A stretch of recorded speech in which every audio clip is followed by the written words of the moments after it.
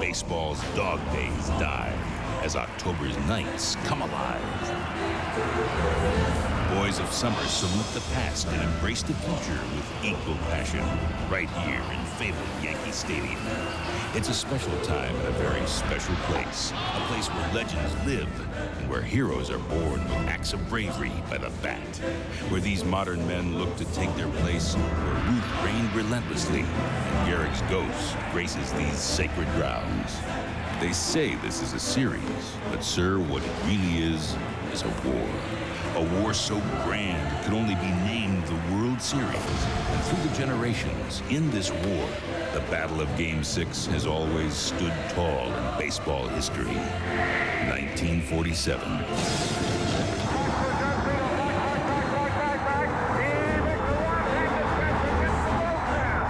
1957.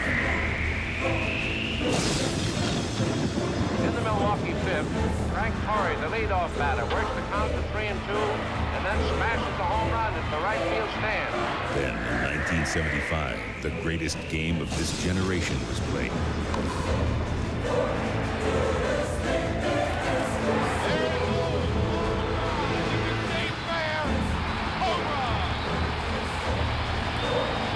Two years later,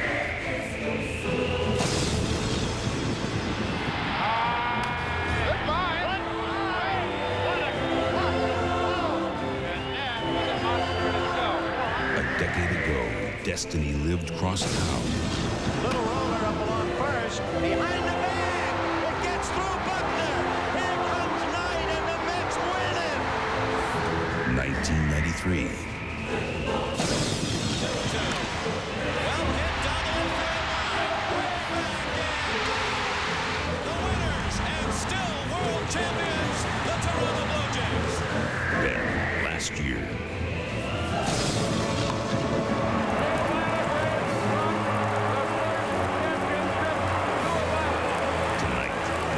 That Ruth built. Two teams, two fates, as they look to make their place in baseball history. The World Series continues on Fox. It is quite simply the biggest game held here at Yankee Stadium in nearly 2 decades. With a 3-2 lead in the 1996 World Series, the Yankees need only one more win to claim their first title since 1978. Win or lose, it's already been a great day for Yankee manager Joe Torre. As you know, his brother Frank, a former Milwaukee Brave, yesterday received a heart transplant and will be watching Game 6 tonight from his New York hospital bed, 2.5 miles away from the stadium. With a full moon overhead and a full crowd inside, Yankees' rabid following gave a big Bronx cheer to Greg Maddux and the Atlanta Braves as they arrived at the house that Ruth built earlier today. Atlanta faces elimination, but takes solace in the fact that down 3-1 in the NLCS, the Braves rallied to beat the Cardinals. But they didn't have to do it here at Yankee Stadium. The house that Ruth built is ready to rock and roll. Tonight, it could be the World Championship for the Yankees, but they have to go through the defending champions, the Atlanta Braves, and their ace right-hander Greg Maddux. It's Game 6 of the 1996 World Series here on Fox. Hello again, everybody, along with Dave Winfield and Steve Lyons. Welcome to Yankee Stadium for Game 6 of the 1996 World Series. What a difference a week can make. When we were last in New York, the Yankees were left for dead, down 2-0, then went down to Dixie, swept the Braves, come back home now, and they're on the brink of the championship, Stephen. Didn't you say, by the way, Braves in 6? I sure did. And there's a lot of people right out here in this left field seats that are reminding me that I said Braves in 6 games. But I'll tell you, when you have guys like Leyritz and Wetland and guys like Strawberry playing with a broken foot, those guys are gamers, and they can turn things around for you. I'm not jumping ship. I still think the Braves are going to win it, but it's not as easy as it was. Hey, look, when they invented this game 100+ years ago, one of the cardinal rules or cardinal sins was do not give the opposition more than 3 outs. The Atlanta Braves have violated that. They left the door open for the Yankees in the last 3 games. In fact, every time they made a miscue on the field, they left the door open for the Yankees to come back and score, and that's exactly what's put them in this precarious situation. Well, here's what makes the game so much fun. Numbers can be deceiving. You look at the Braves on paper, you'd say, hey, they've dominated the Yankees in this World Series, but Hey, they've given the Yankees, Steve, a couple of games with big miscues in the field. They really have. I mean, this is a team we all know about their pitching staff. They have to dominate ball games with pitching, sound defense, and execution. Here you see Marquise Grissom not executing a catch in center field. It's a tough situation. They don't have a real power for offense, so if they don't score a lot of runs, they have to execute, and they have not been doing that. Hey, wouldn't it be ironic if Marquise Grissom and Jermaine Dye, these guys live together, they communicate every day, and they didn't on that play.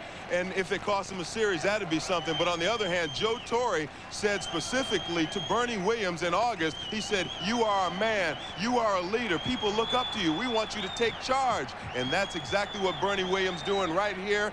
And that's a perfect example. Hey, it's amazing to me. Jermaine Dye actually said, hey, the crowd was too loud in my home ballpark in Atlanta for me to hear Marquise Grissom's call. If he thinks Atlanta's loud, he hadn't heard anything yet here in New York. Yeah, well, we're sitting right out in the left field bleachers. We know how loud it is, and that's the problem. I mean, it is the World Series. You're going to get crowd noise from all angles, and when you have a situation like that, a center fielder has to have a verbal sign and a visual sign. We saw the verbal sign did not work for Marquise Grissom. We saw Bernie Williams come in, throw everyone else out of the way. When the center fielder says, "I got it," you get out of the way. He's the one that has to catch the ball. Yeah, it's amazing. The Braves have been shut out now over the last 14 innings of the 1996 World Series. And it's amazing, Steve, time and time again we talk about it. The inability to bunt in big situations has really hurt Atlanta. Well, you think about it, too. Mark Lemke's the kind of guy you want to have in a bunt situation for the Braves if it comes up there. Generally, he will get that situation down. Here you have a game 5, 6th inning, guys on first and second with nobody out. Here he bunts a ball to the opposite side of the field. You're supposed to be bunting to the left side of the field. Cecil Fielder's right there ready to get going. Here's Charlie Hayes creeping in on the infield. He's ready for the bunt because he knows it should be bunted to him. He's the one that has to make the play. But instead, the pitch from Pettit, Lemke bunts the ball right back to Pettit. That's a mistake. You see Felder coming in here. You see the ball right back to Pettit. Because he's left-handed, he doesn't even have to spin and throw. He just waits for Charlie Hayes to get back to his home position. He throws over there, and Smoltz is out by a hair. If they don't get that play, it's bases loaded, nobody out. Of course, Chipper Jones comes up as the next hitter, bounces into a double play, and they're out of the inning. That's a lack of fundamentals, and the Braves can't do that. Yeah, every time there's a seemingly inconsequential miscue, it always seems to open the door for the Yankees, gives them momentum, has enabled them to come back. Yeah, you talk about momentum. The Jim Leyritz home run, certainly a huge play in this postseason and the World Series. I think the biggest play of the World Series might be the booted double play ground ball to Rafael Belliard. If he makes that play, Leyritz's home run might have been just a 2-run shot, and the Braves might have held on to win that ball game in Atlanta. So that's a big play not made by Rafael Belliard. It's something the Braves know they have to correct tonight in Game 6. Earlier, we talked to Braves third baseman Chipper Jones about the Braves' fielding adventures. All right, Chipper, this is a team that relies heavily on their fundamentals and their pitching. Have your fundamentals let you guys down a little bit the last few games? Well, I don't think you've seen us execute maybe a few bump plays like we did in the first couple games, and it got us some much-needed runs early in the game. We've had a little trouble executing those plays, and bottom line is we just haven't got the clutch out or the clutch hit at the right time to break a game open, for the last 2 or 3 games, and that's been the difference. So Joe Torre and the New York Yankees try to take advantage of the Braves' miscues in the field, and what a ride it has been for the Yankee skipper. He tries to become the first native New Yorker to win a world championship with the Yankees. Dave Winfield will chat with Joe Torre when we come back to the World Series right after this. 28-14 here lifetime at Yankee Stadium could be the key to a Yankee victory. The New Yorkers look for their first world title since 1978. Well, it's not just the Braves and the Yankees battling here in the World Series. By extension, it's the managers, Bobby Cox and Joe Torre, battling it out. For more on the managerial chess match, let's join our trio upstairs of Joe Buck, Tim McCarver, and Bob Brenly. Hello, guys. Hello, Chip. Thank you. Getting ready for Game 6 with my partners Bob Brenly and Tim McCarver. Well, a lot has happened on the field already in the first 5 games. A lot has happened in each dugout with each manager. And because of that, we thought we'd show you a couple of decisions, key decisions, each manager has had to make. Turn to Bob Brenly first. A big decision, really, for each manager came in Game 4. Game 4 score tied 6-6 in the 10th inning. Runners at first and second. And Bobby Cox elected to walk Bernie Williams and load the bases. At this point, Joe Torre has only Wade Boggs left on his bench. Boggs pinch hits for Andy Fox, comes up, works a walk from Steve Avery. I believe this is a decision that both managers felt comfortable with. I think that Bobby Cox felt with Steve Avery on the mound, a left-hander against the left-hand hitting Boggs, that he had the advantage, plus it takes down the last position player. I think Joe Torre felt he had an advantage because Steve Avery had not pitched much in the series, and Boggs had the tremendous eye at the plate, and we all know he worked the walk, got the go-ahead run. Yeah, which was a key win for the Yankees, but by far the biggest win for the Yankees came in Game 3. Down 2-0. Joe Torre went with his starter, David Cone. And as far as I'm concerned, Joe, that was the turning point of the series. It was the 6th inning. The bases were loaded. The Yankees were up by 2, and David Cone had to face Fred McGriff, Ryan Klesko, and Javier Lopez. He wanted the truth from David Cone. David Cone telling us that what Joe Torre asked him simply was, you know the significance of this game, tell me the truth. He did. He allowed only 1 run, and of course the Yankees went on to win. They went on to win that game. They went on to sweep in Atlanta, so they have a 3-2 edge with 1 to go, maybe 2 to go here at Yankee Stadium. Right now, let's go back down to Chip. Okay, guys, from our trio upstairs to our trio out here in left field, Steve Lyons, Dave Winfield, and yours truly, Chip Carrier. Dave, this is an amazing story, Joe Torre. The trials and tribulations of his family. He lost his brother Rocco during spring training, his brother Frank recuperating from heart transplant surgery, and for Joe Torre, 30-plus years in a baseball uniform, he's getting his first crack at a World Series this season. Well, I've known Joe Torre a long time as a player, a broadcaster, and a manager. When he lost his job in St. Louis, he was heartbroken, but he got another chance here in New York. He got a chance to come back to his city. He got great players on the field. Now, it's been an emotional roller coaster ride, and you can see it in his face when they won the ALCS.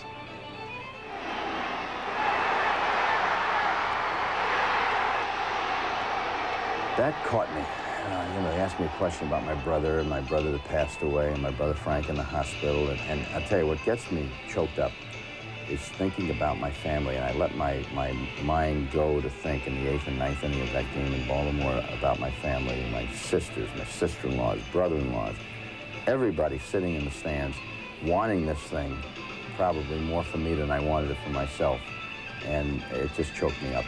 And especially my brother Frank, who is, you know, at the time was waiting for a heart to show up to get transplanted. He's pulling for me, and it was just a very emotional time for me, and you know, people keep wondering why I don't smile. At least they know I can cry now. You've been in uniform about 35 years now. First World Series. Has it lived up to your expectations? Every bit of it. Every bit of it. The games have been a little stressful. Jones scores, and it's 6-0 Atlanta. Game 4 of the World Series. Does this kind of epitomize what this Yankee team in 1996 is all about? Ooh, I tell you, I think in a single word, yes. Our ball club, we were biting and scratching all year long, and that game was a perfect example of it. It's a 6-3 game. To come back from a 6-run deficit against the Atlanta Braves, come back from a 3-run deficit against Mark Wallace. Back at the track, at the wall, we are tied. If that doesn't do something for your confidence, I don't know what will. 3-2 pitch. The Yankees take the lead. And this series is tied at 2 games apiece. Your family's been a baseball family, and Frank played professional baseball. Now, this year, have you talked more baseball with him? Oh, no question. Frank, he's tough. He throws around those compliments like they're manhole covers. I mean, it's not that easy to get one from him. We talk strategy a lot, and he'll say, what are you going to do with your lineup tonight? Now, give me a call tomorrow. What is it going to be? Right. Has it boosted his overall feeling, his confidence, just the way he feels? No question. A lot of people are paying attention to him now. It beats the heck out of just sitting there waiting for 3 months, and I think it's really taken a lot of the time off his mind as far as when is this thing going to happen, as far as getting this new heart. After 4.5 months on the waiting list, 64-year-old Frank Torre got the word at 4:30 this morning that a donor heart had become available. Wow. When I got a call, it was startling to me. First of all, I was tired. We had just flown in from Atlanta. And they say that we're going to take your brother down into surgery. And right away, you think of something negative. Oh, he's going to surgery. But then you realize this is what we've been waiting for 3 months. And we got excited about it. Of course, Frank, being a baseball person his whole life, picked the off day to do this. You know, he didn't want to interfere with the World Series. I thought it was wonderful timing. Joe Torre's done a fantastic job in one of the most difficult places to manage in all of baseball, and under a year where it was most difficult personal situation. But I'll tell you, one thing he says, he gives so much credit to his coaching staff. He couldn't have done it alone, he says. Guys like Willie Randolph, who's worked with Jeter, Don Zimmer, his bench coach, Chris Chambliss, even Bob Watson. These guys have been there before. He didn't want these players to do as I say, but do as we do. He's been riding on cloud 9. Yeah, a big smile on Joe Torre's face in preparation for Game 6. But, Steve, you know, this hasn't all been wine and roses for this manager of this ball club. I really think that the poise and dignity Joe Torre showed during the tough times this year is a direct result of his being born in New York and managing the New York Mets. Hey, this guy's a New Yorker. This town isn't going to get to him, and they take care of their own. But the one thing you think about when you talk about Joe Torre is respect. That's the word I think of when I say Joe Torre. And how about that Torre family? Frank Torre, again recuperating in the hospital, told Joe, he said, hey, I've won my World Series.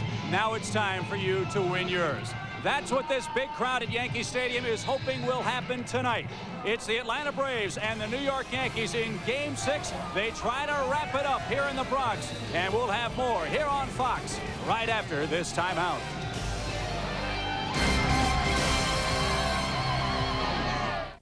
Fox, the exclusive home of the 1996 World Series.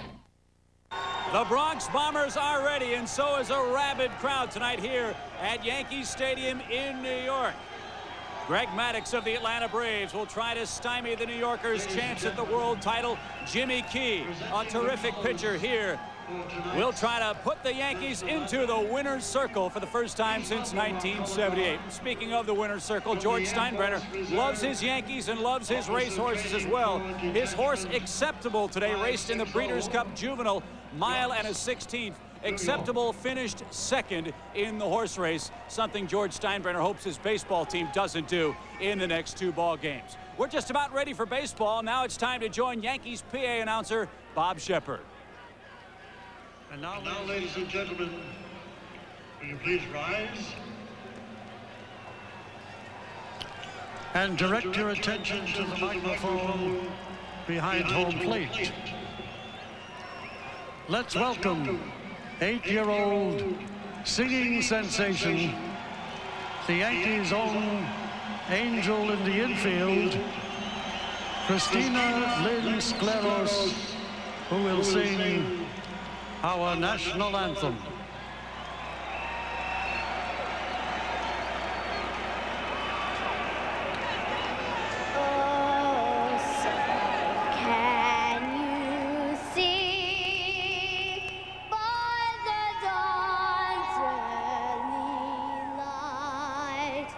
What so proudly we hailed at the twilight's last gleam, whose broad stripes and bright stars through the perilous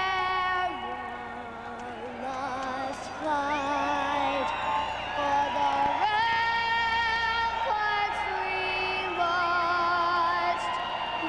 so gallantly stream, and the rocket's red glare for the first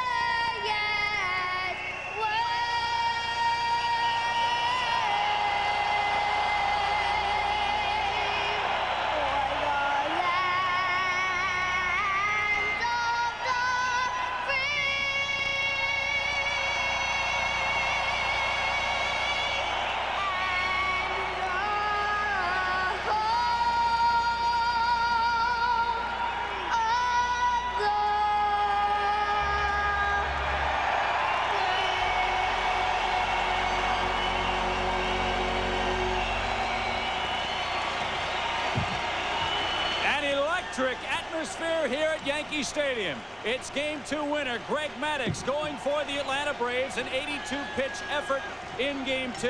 His opponent, left-hander Jimmy Key. It's the Braves and the Yankees, Game 6 here in the Bronx. We'll have more right after this.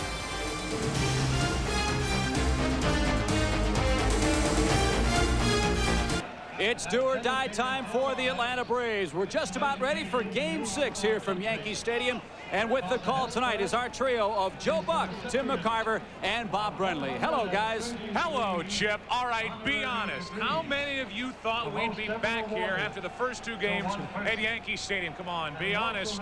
Joe Buck along with Bob Brenly and Tim McCarver. The first 2 games did not go well for the Yankees here. Everybody wrote, it's a mismatch. Well, in Atlanta, it was to a certain degree as the Yankees come away with 3 wins. What's going on with his team? They've won all 8 on the road in the postseason. Well, maybe Andy Pettit, Joe, said it best. He said, we get too hyped up when we play at Yankee Stadium. Maybe we better learn to tone it down, and perhaps they do. I mean, after all, they've played 14 postseason games. They're 2-4 at home and 8-0 on the road. And think of the 2 games that they've won at home. Second game of the divisional series against the Texas Rangers. Bottom of the 12th inning, first and second, nobody out, and they win the game. It was tied up to that point. They win it on a throwing error by Dean Palmer. Game 1 of the American League Championship Series, trailing 4-3. In the 8th inning, they need the assistance of 12-year-old Jeffrey Mayer to bend over, make the catch. It was ruled a home run, and Bernie Williams ends up winning the game in the 11th inning. As far as Greg Maddux is concerned tonight, Joe Torre telling his players, tone it down. Don't think. Use your instincts. Use your reactions. Don't try and outthink it. And you can talk about the Yankees all you want, but the Atlanta Braves have to be thrilled that Greg Maddux is ready to pitch in tonight's game. And for the Yankees, Joe Torre has to be thrilled to be able to run a guy like Jimmy Key out there. Well, actually, this is a rematch of Game 2 when Greg Maddux and John Smoltz, or rather Mark Wohlers, combined to shut down the Yankees. Excuse me. There's a key reason for that. If you look at these numbers right here, first pitch strikes. Greg Maddux, 24 first pitch strikes, pitching ahead in the count all night long. Jimmy Key falling behind in the count. Also, Jimmy Key gave up 3 leadoff hits to start innings. 2 of those guys scored. Greg Maddux gave up 1 leadoff hit. The next guy hit into a double play. We talked to Yankee catcher Joe Girardi and said, what are you going to do tonight with Jimmy Key? He said, we're going to do the same thing, only hopefully we'll do it a little better. So here we are, Game 6 at Yankee Stadium, ready to go. Will there be a Game 7? We're about to find out. Good pitching matchup, the Yankees and the Atlanta Braves. Coming up after this from your local Fox station.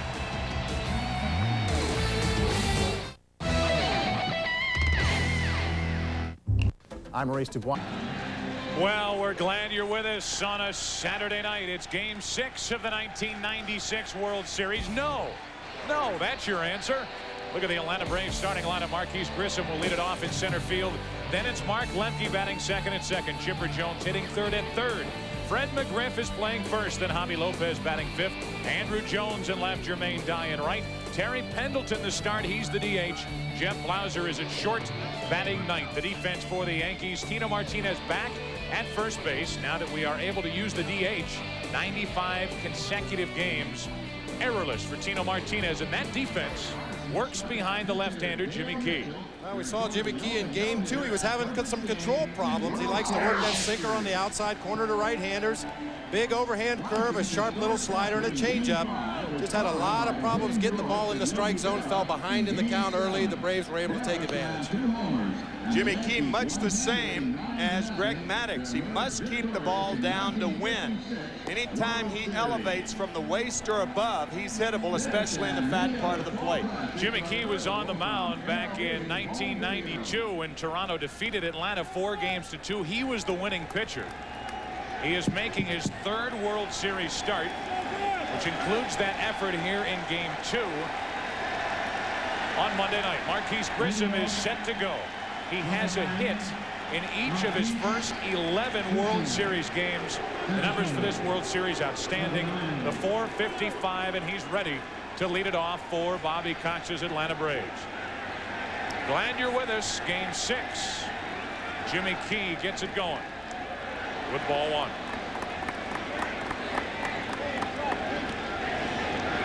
A lot depends on home plate umpire Jerry Davis and whether he gives the outside pitch to Jimmy Key or not.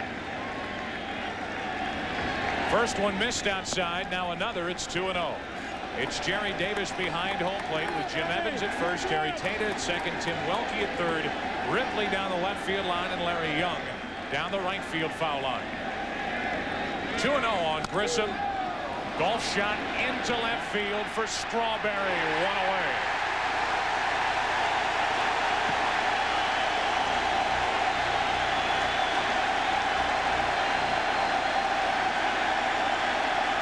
Did you ever think you'd be talking about Darryl Strawberry's defense in a World Series?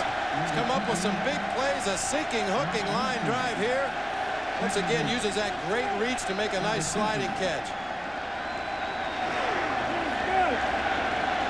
There have been 3 or 4 instances where the defense from Strawberry, whether it's been in left field or right, has been eye-popping. There's a strike to Mark Lemke. The most memorable in the 1-0 game on Thursday night when he made the catch off Jeff Blauser late in the game to prevent extra bases. Leadoff man is gone for Atlanta. Now a breaking ball. Grounded to Jeter. 2 up, 2 down.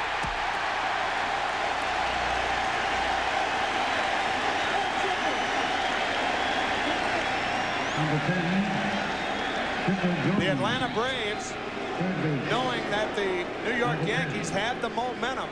I'm reminded of a saying that Earl Weaver used to say, or used to have, that your momentum is only as good as tomorrow's starting pitcher. 2 good ones hooking up here tonight. Man, I'll say. Ball 1 to Chipper Jones. You know, the Yankees are now past having to see what a young Andy Pettitte will give them, or what will they get out of Kenny Rogers. Now they've got Key tonight, and if there is a Game 7, they've got David Cone tomorrow. Meanwhile, the Braves, they have Maddox tonight, and if there is a Game 7, they have Glavine tomorrow.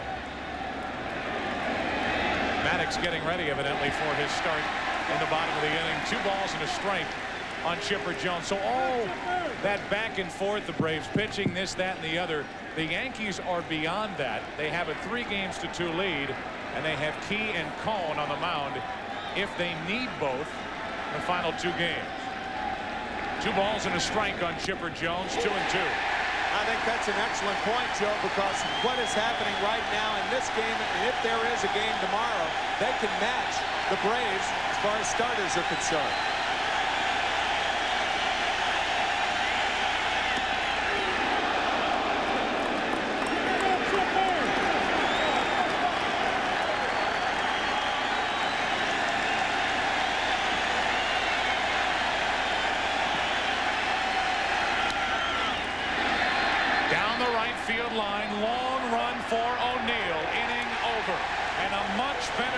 To Game 6 for Jimmy Key, then Game 2. A half inning complete. No score. Just inning at Yankee Stadium, no score. The Yankees come to bat. They'll lead it off with Derek Jeter at short.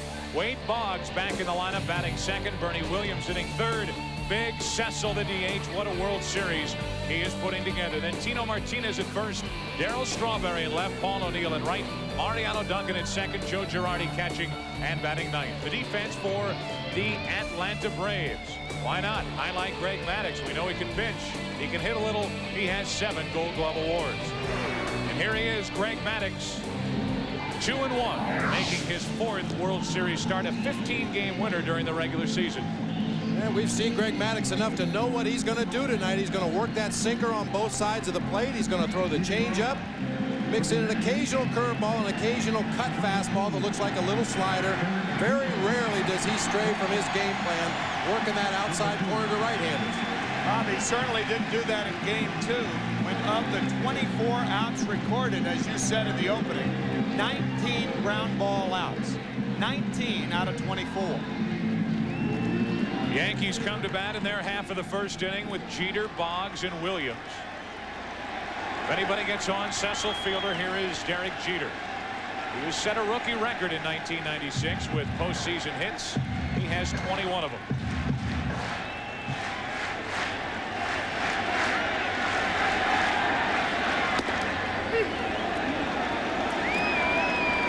No surprise, first pitch, strike one. A lot of movement on that strike one, and that's the dilemma that a hitter faces when you're up against Greg Maddux. He throws so many first pitch strikes, you might ask yourself, well, why doesn't the hitter go up there and swing at that first pitch strikes? The Yankees did that in game 2. Maddux pitched 8 innings through only 82 pitches. If you hit it, it's going to be a ground ball. 1 ball, 1 strike up the middle. Told you he has 7 Gold Glove awards, 1 away. He had 5 assists in game 2. Looked like a little slider on the outside part. Greg Maddux always in a position to field the ball. All of the Braves starting pitchers, excellent fielders. That will bring in Wade Boggs, making his first start since game 2. And he takes a pitch just high from Maddux. Boggs won game 4 with that bases loaded walk he drew off the bench for Joe Torre. Charlie Hayes, at least at the start, will sit this one out. 1 ball, 1 strike from Maddux. The defense on the left side of the infield. Chipper Jones way off the line. And Jeff Blauser at short toward the hole. The middle and third base line are open for Boggs.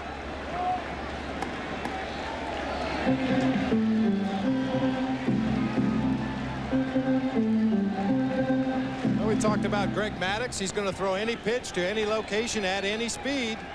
Doesn't overpower hitters, but that great movement, particularly on the sinker and the changeup. Took care of Jeter on a comebacker. Now the 1-2 to Boggs, and he stays alive. You know, that middle point, that he doesn't have great velocity. What he has is what the hitters refer to as late pop. He may be throwing an 86-mile-an-hour fastball, but at the end, he has late movement, and that's one of the key ingredients of getting guys out. As Boggs set up, wouldn't chase, 2-2. Already you can see the Yankees getting a little better look at Maddux and maybe taking a pitch or 2 more than they did in game 2. Maddux threw only 82 pitches in that 8-inning effort. That's into right. Easy for Die, 2 out.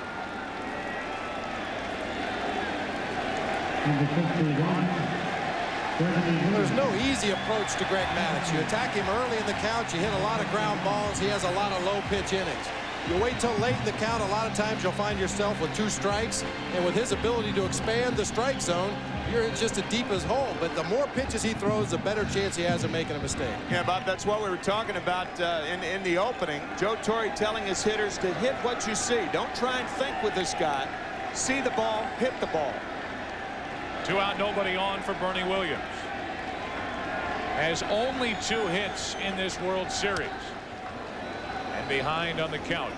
His 2 hits, however, did combine to help the Yankees win that very important game 3 in Atlanta when he drove in 3 runs and hit his only World Series home run.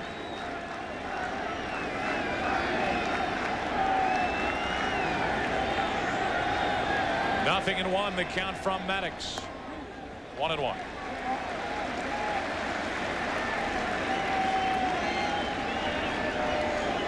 Bernie Williams trying to extend this first inning for Cecil Fielder.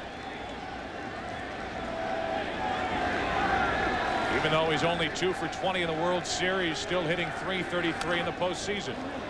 There's strike 2. Mentioned the home run hit by Bernie Williams. It came in game 3. 8th inning off McMichael. And that helped the Yankees along to their 5-2 win behind David Cone over Glavine. Wetland would later get the save.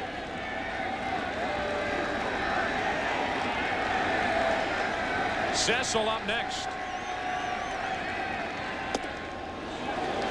Those hands go up. Pitch barely missed inside, 2-2. That's his strikeout pitch to left-handers. He tries to get the arms up. Ball tailing back over the inside corner. It just missed inside. Bob will see him come back in there. If Lopez moves inside, that's the pitch he throws with 2 strikes to Taylor.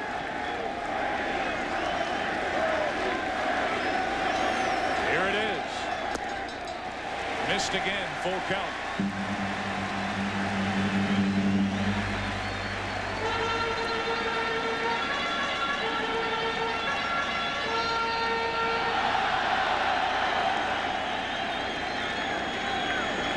Jeter bounced back to Maddox. Boggs flying to right.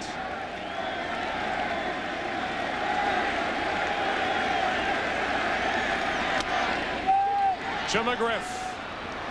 First inning over here in Game 6 at Yankee Stadium. The Braves will try to take an early lead tonight, get this crowd out of the game. Second inning, no score. Checking out the action here in Game 6. Yeah, it's Kevin Spacey and Matt Dillon. All the stars are out in Game 6. 2 unusual suspects there, huh? Matt Dillon going blonde on us. Here's McGriff with Lopez and Jones to follow. Second inning, no score. Jimmy Key back to work. And a perfect pitch over the outside corner. Well, Fred McGriff is one of the hitters in Game 2 that hurt Jimmy Key on pitches up in the zone. They were going to really concentrate on staying down on Fred McGriff. Down and away, and it's 1-1.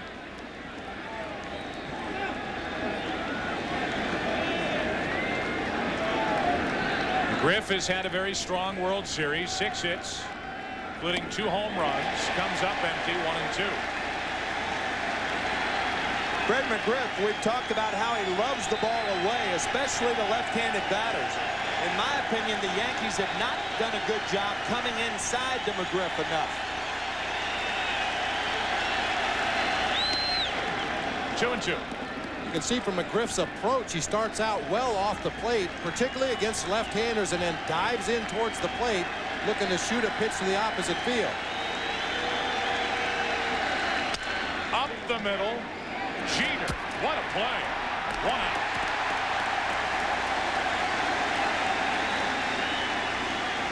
On the first base side of second base, Jeter comes up with a play, 1 down. That was a good play because he was well positioned. You can see Boggs almost halfway between second and third. They're giving McGriff everything on the ground to the left side. He does have good power in the air. Good play by Jeter. Well, we've seen the Braves use some unusual shifts in this series, and now the Yankees are starting to get a little more aggressive defensively in their positioning. 1 out, nobody on for Javi Lopez. Javi only 3 hits in this World Series. Still hitting .282 in the postseason. Had a terrific National League Championship Series. Against St. Louis was the MVP. Say .542. Isn't a bad NLCS. 13 hits, the most in any series in postseason history by a catcher. 2-0 the count from Jimmy Key. Can't get the corner. It's 3-0. I would imagine Bobby Cox will have Lopez hitting here as you look at Andrew Jones on deck.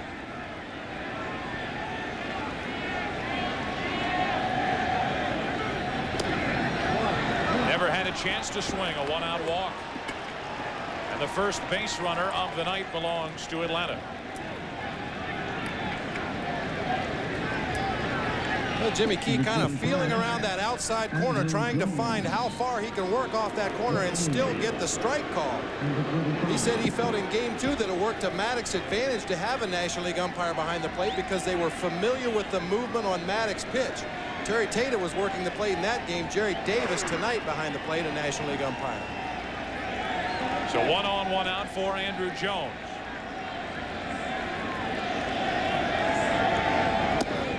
Andrew Jones broke into World Series play with a bang here in Game 1. 2 home runs, 3 hits. 6 RBIs in this World Series.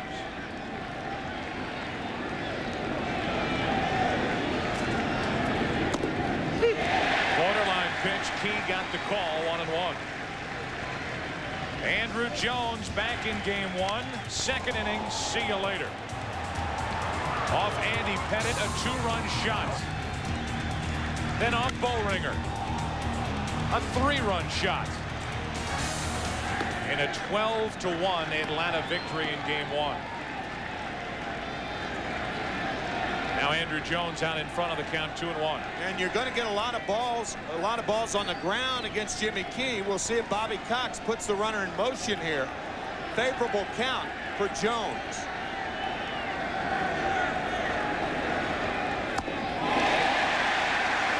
Change up, 2-2.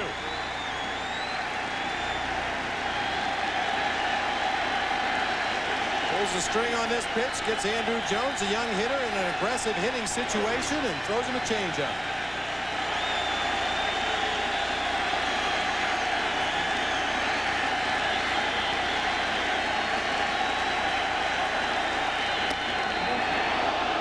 Full count as Key misses up and in. Jermaine Dye waits on deck. And again, Ryan Klesko is not in the starting lineup for Bobby Cox. Jimmy Key has a great pickoff move to first base. Bettered only probably by Andy Pettit in the American League. There's a look at it. Yeah, if you're the runner on first base, it's just like a hit and run. 3-2, a hit and run's the same thing. You must make sure the pitcher pitches. It's up to the hitter to put the ball in play.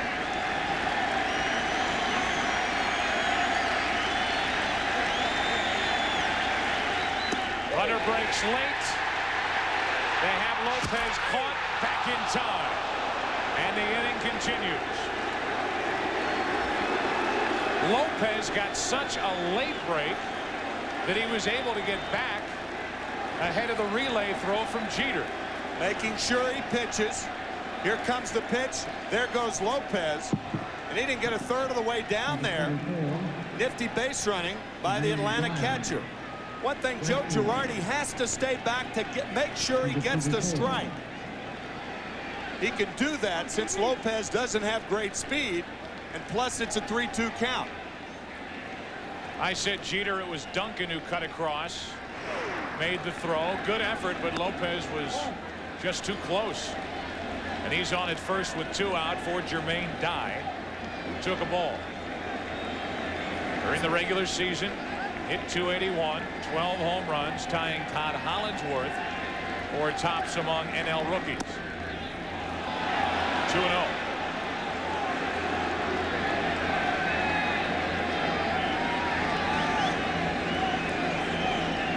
Trying to pitch around a 1-out walk to Javi Lopez.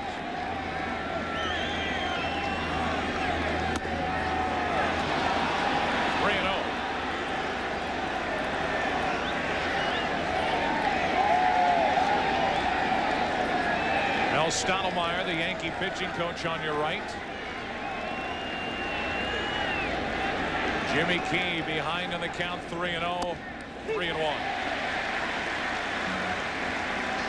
Key working exclusively on the outside corner here in the first 2 innings of the ball game. Very important that at some point he establishes inside so that the Braves hitters don't lean out there and start shooting the ball into right field, which is what they did in Game 2.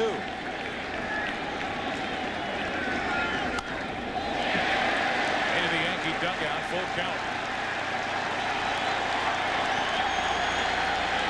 Jimmy Key relies on his control, and you've seen him nibbling around that outside corner here early in the game. He changes speeds on all his pitches and usually makes up for the lost velocity with great command of his breaking balls. He's 3-2 on Jermaine Dye. Into right field, O'Neill is there. And after an inning and a half, Game 6, the Yankees looking for their 23rd World Championship. No score. TV, it's HBO. By the Florida Citrus Growers, 100% pure Florida orange juice. Are you drinking enough? And by Pepsid AC Acid Controller. You could be heartburn-free with Pepsid AC. Back at Yankee Stadium into the bottom of the second inning. Yankees went in order in the first. Greg Maddux back to work, no score. It will be fielder Martinez and Strawberry for New York.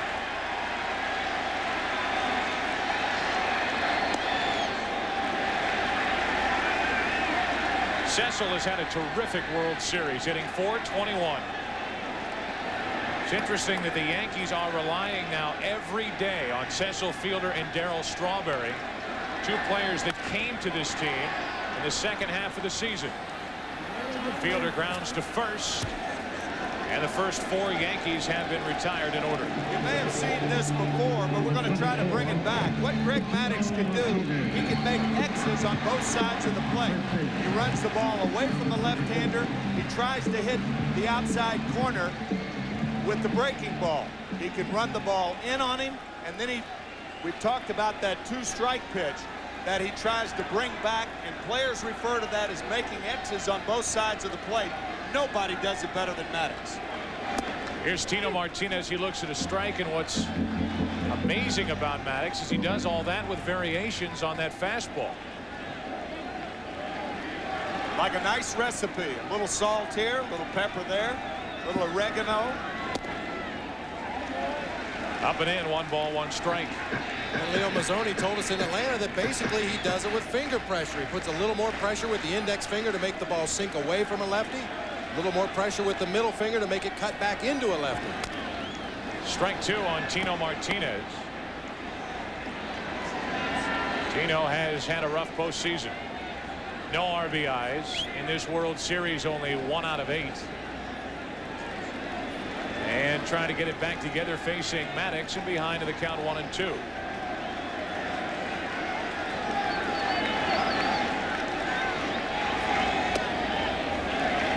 Two and two. He's missing inside with that tailing fastball.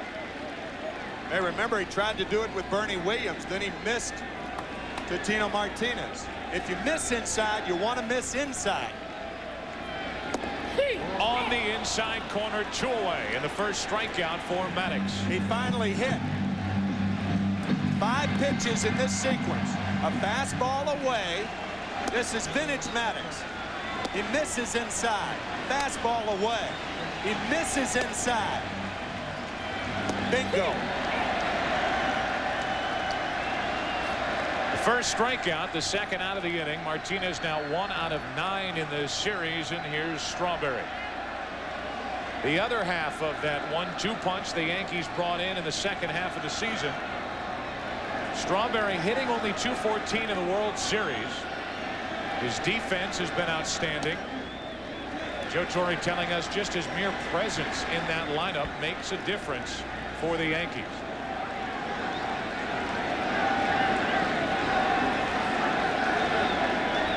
The count. Dipping low and away, 1 ball, 1 strike. Bob Watson, George Steinbrenner, very instrumental in bringing Darryl Strawberry back to the Yankees. Joe Torre has done the job on the field. That is a manager trying to suppress a yawn. Hard hit right at McGriff. They had it played perfectly right down the line, and the second inning is history. No score after 2. Back to Yankee Stadium after this from your local Fox station. Shots from above are brought to you by the Alta Vista on-site computing airship, doing business over the internet from wherever you are. Pilot is Captain Terry Dillard from Orlando, Florida. Cameraman is Nathan Crawford. They're up there doing business. Yeah. Just like Maddux and Key are doing down below. They're back to work. Jimmy Key ready to work the 3rd inning. Delivers ball 1 to Terry Pendleton. Now 1-1. Pendleton has had a postseason he would like to forget. Only 1 out of 13 in the postseason. His 1 hit coming in the World Series. Mariano Duncan kicks it with a backhand. Can't recover. And we'll see how they rule it. They rule it an error. I don't think Duncan saw that ball right away. He got a very poor jump. Looked like it hit the heel of the glove. Nope. Just closed the glove too quickly. And Pendleton beats it out. Duncan's not out there for his defense. He's the offensive player at second base. If the Yankees have a lead late in the game, you will see Luis Sojo replace him. So a leadoff error. And now the number 9 hitter, Jeff Blauser, digs in. Maybe bunting here. Excuse me, Joe. I was going to say another Atlanta Brave player who has not hit well. Runner is going. Pendleton never looked back, and he is the first out here in the 3rd. I think that was a quasi pitch out. The reason Pendleton ran, it was the hit and run. So in lieu of the bunt, Bobby Cox elects to hit and run. It looked like either a quasi pitch out or a pitch out. Joe Girardi waiting until Derek Jeter gets over to cover the bag, and he throws out Pendleton easily. It appeared to be a broken hit and run. Blauser started to swing at the pitch that was well up and out of the strike zone, and then tried to check his swing. Broken play. You see Terry Pendleton, if you can read lips, he said pitch out. It looked like a pitch out. Yeah, it did. Blauser started to go after it, then decided he wouldn't offer it the pitch. And Pendleton was an easy out. You could see Girardi double pump before he got rid of it. And Pendleton was out by plenty. So an error, but Pendleton erased running the bases. And now a 3-0 count on Blauser. In a running situation, some pitchers and catchers would prefer, instead of pitching out, just throw the ball up and away.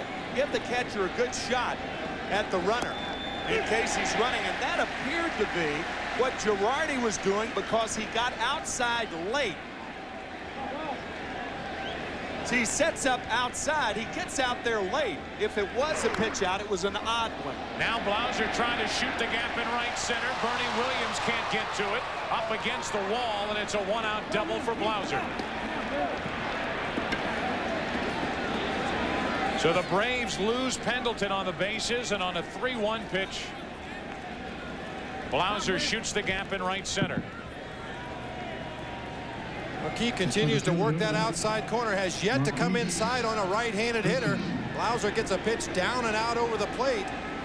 A lot of room in the gaps here at Yankee Stadium. 385 to right center, 399 to left center. Even Bernie Williams can't catch up with that ball. So for Blauser, only his 3rd hit in this World Series. He's at second, 1 out for Grissom. And Marquise out in front, strike 1.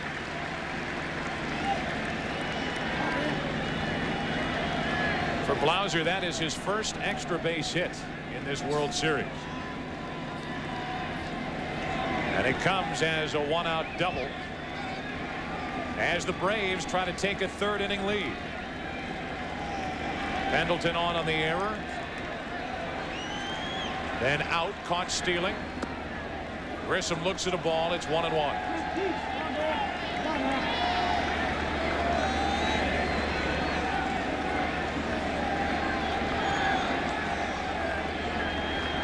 Who else would the Braves rather have at the plate than Marquise Grissom? 10 out of 23 in this World Series.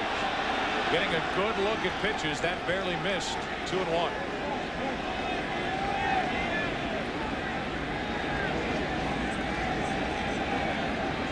Grissom has driven in 4 runs in the World Series, 7 in the postseason. To the left side, the broken back grounder, Jeter. 2 out. That seems to be the equalizer, Bob, that he's going with tonight, the breaking ball instead of the fastball inside. And that's a very effective pitch, particularly when you're behind in the count a lot. If you can throw this curveball for a strike, which Jimmy Key does on a 2-1 count, no way a hitter can be looking for a breaking ball. So the runner at second, 2 out, and it's up to Lemke. Batting right-handed, he takes ball 1. Mark grounded out to short his first time up. 6 out of 22 in this World Series.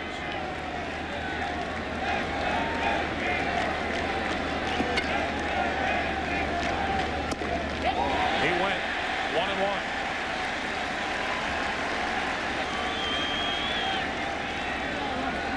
Well, the Braves hitters are getting a dose of the medicine that is dealt on other teams. Away, away, away. Yeah. Lemke has come up with one big hit after another for the Braves. Here he pops it up into right center for Bernie Williams.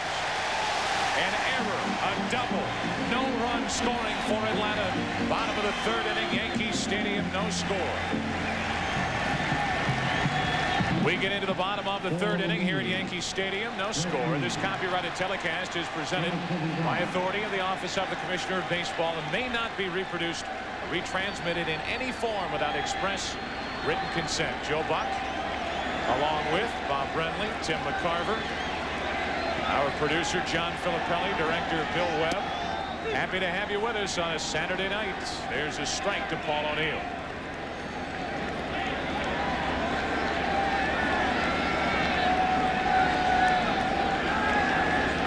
O'Neill, Duncan, Girardi, 7, 8, and 9 for the Yankees, looking for their first base runner. 1 ball, 1 strike. Paul O'Neill with that bad hamstring. There is no doubt that affects him at the plate. He is only 1 out of 9 in this World Series.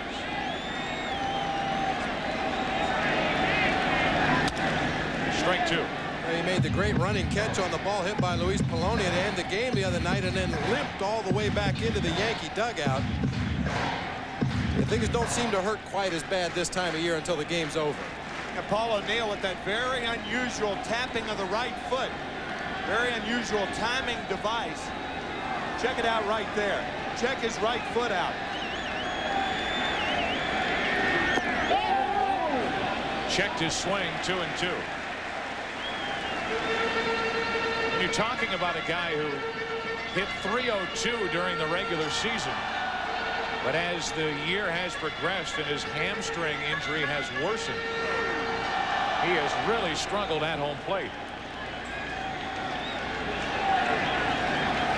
Only 6 hits in the entire postseason. Down the right field line, curling into the corner. Extra bases for O'Neill. Bad hamstring and all. It's a leadoff double.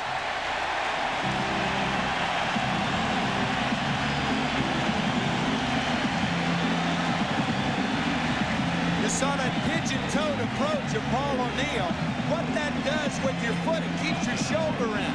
It's a reminder to the hitter to keep locked in. O'Neill did and rips one down the right field line. His second hit of the series and his second double off Maddox. He started out very pigeon-toed. That toe pointed back towards the catcher, and as the pitcher started his delivery, he slowly opened up until the pitch was delivered. So the first hit for the Yankees is a double. Paul O'Neill doubled off Greg Maddux in game 2. He's done it again in game 6, and now Duncan offered at it as he showed the bunt. That's strike 1. Hey, what the Braves have to look out for right now is a double bunt. A bunt by Duncan, a bunt by Girardi. Girardi with 5 RBIs this year on safety sacrifice squeezes. So if Duncan can get O'Neill over, look for Girardi to possibly try to get him in with a bunt. Like Mariano was trying to go to right. He was late in the count 0-2. Well, obviously trying to hit the ball to the right side of the infield. One thing the Yankees have to be concerned about, because O'Neill's hamstring, he is not able to get the kind of acceleration that he's going to need. A hard hit ball right at Lemke or McGriff. Well, now they have both backed up, but until 2 strikes, they were playing relatively shallow to try to cut the runner down at third. To the right side, Duncan does his job. 1 out.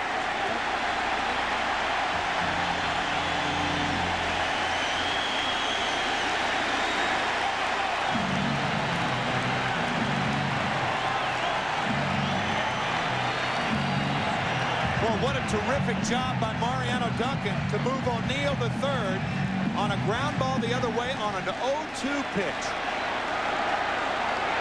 Now Girardi. Infield is in for the play at the plate.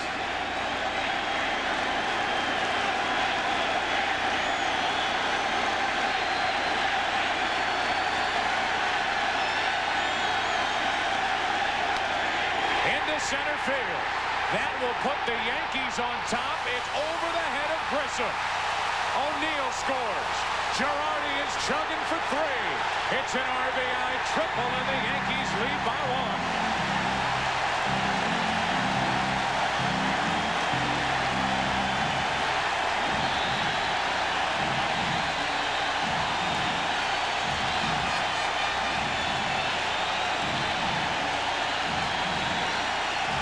Girardi gets a pitch up in the strike zone. Marquise Grissom playing a very shallow center field, and he just drives it over his head.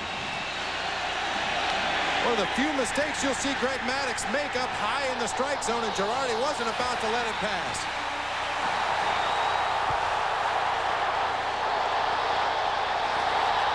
I'm going to say it again just to make you two guys mad. He can run for a catcher. Well, he didn't bunt either. So if he didn't bunt, somewhere in this game with a runner on at third and less than 2 outs, look for the squeeze play. Duncan set it up with a ground ball to the right side. Girardi gets it done with the RBI triple. Now the runner at third, 1 out for Jeter.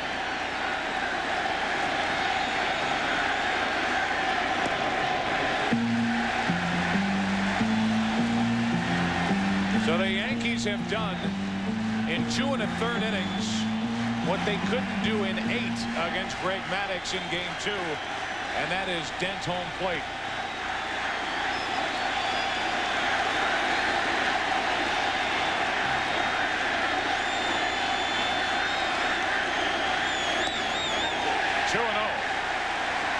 You see Maddux is missing consistently high right now. Lopez had moved out onto the outside corner and gave a good low target. Maddux threw the ball back over the plate and up high out of the strike zone. Even the double hit by Paul O'Neill was up.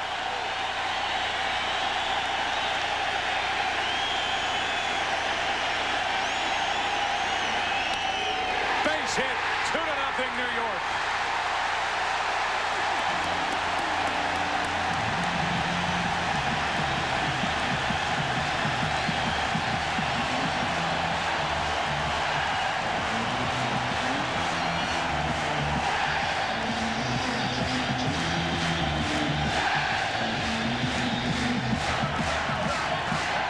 Our booth is shaking. I think the whole city is shaking. Woo.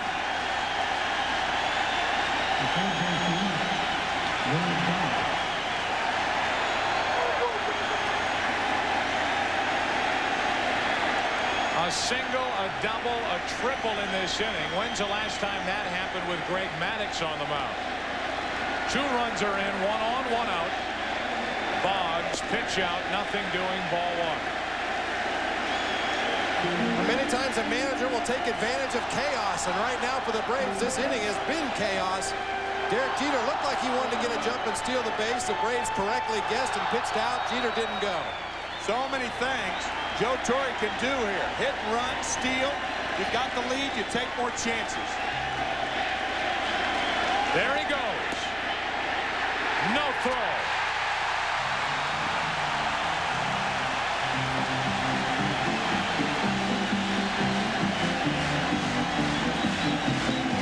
Maddux gave up 21 stolen bases in 26 attempts against him this year. Jeter with a tremendous jump.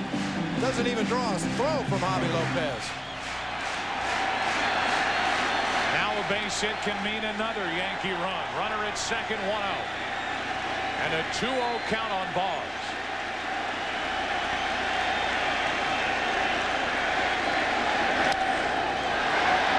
Into right for Jermaine Dye. Jeter will stay put. 2 out.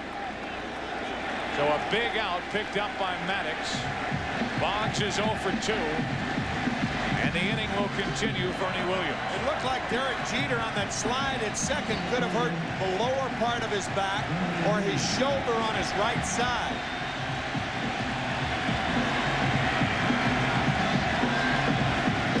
He's been trying to stretch out ever since.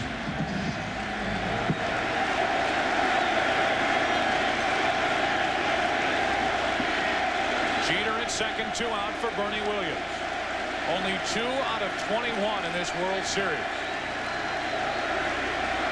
Maybe 2 out of 21 in the World Series, but I'm pretty sure Maddox is going to pitch him very carefully here with a base open. We get a look at Jeter going into second base here. It's a great break off first, great acceleration, takes a quick peek at home.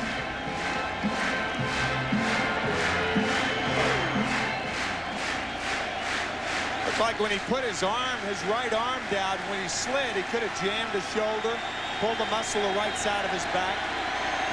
He's at second, 2 out. Bernie Williams at the plate. Into right center, base hit. Here comes Jeter. The throw is no good. 3-0 New York.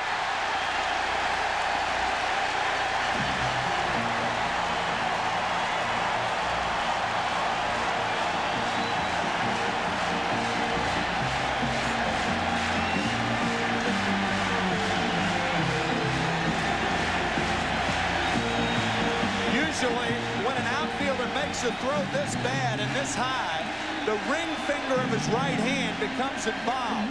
Marquise Grissom with an excellent arm. You don't see him uncork a throw like that unless he just did not have a good grip on it. Puts himself in good position, charging the ball, momentum going straight to home plate, and then just airmails it to Greg Maddux backing up the play. Let's face it, Marquise Grissom has had a rough postseason in the field. He's committed 3 errors. One was huge for Atlanta, helping the Yankees get back into the ball game. In fact, win that game 1-0 on the unearned run in Game 5. Grissom has been outstanding at the plate, but he's had a tough time in center.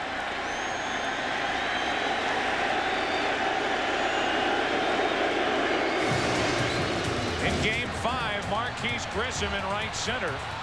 And to his defense, Jermaine Dye, there's no doubt, got in his way and was definitely in his vision as he dropped that ball in right center.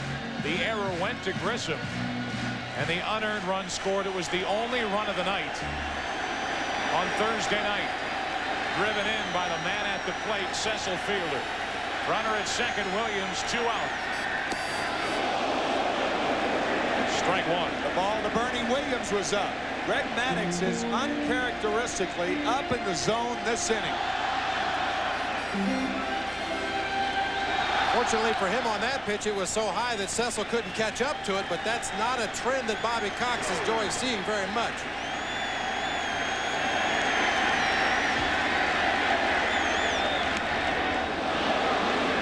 Nothing in 2 on Fielder. It's been a 3-run, 4-hit inning for the Yankees. A big part of it, Joe Girardi with an RBI triple and a run scored. Bernie Williams, the 2-out RBI hit. He took second on the throw home. There was no error charged on the throw.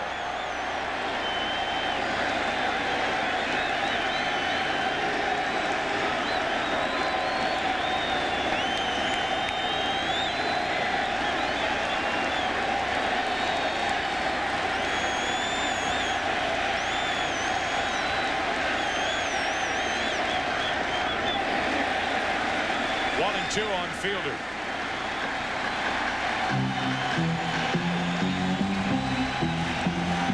Jimmy Key has 3 runs to work with here in the 3rd. And he may have only 3 more innings to work with because Joe Torre has a very healthy Mariano Rivera, an arrested Rivera. He may be going back to that 6-2-1 formula.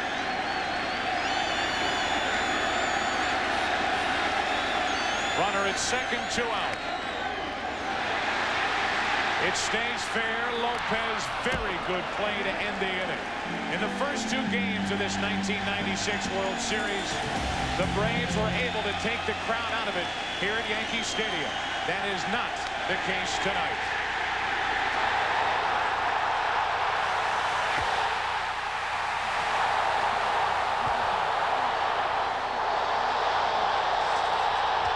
Evidently something happening to Mariano Duncan during that bottom of the 3rd inning. He heads out. And we're going to need a new second baseman. Maybe Billy Crystal will play second base for the Yankees. He'd love that. Guarantee it.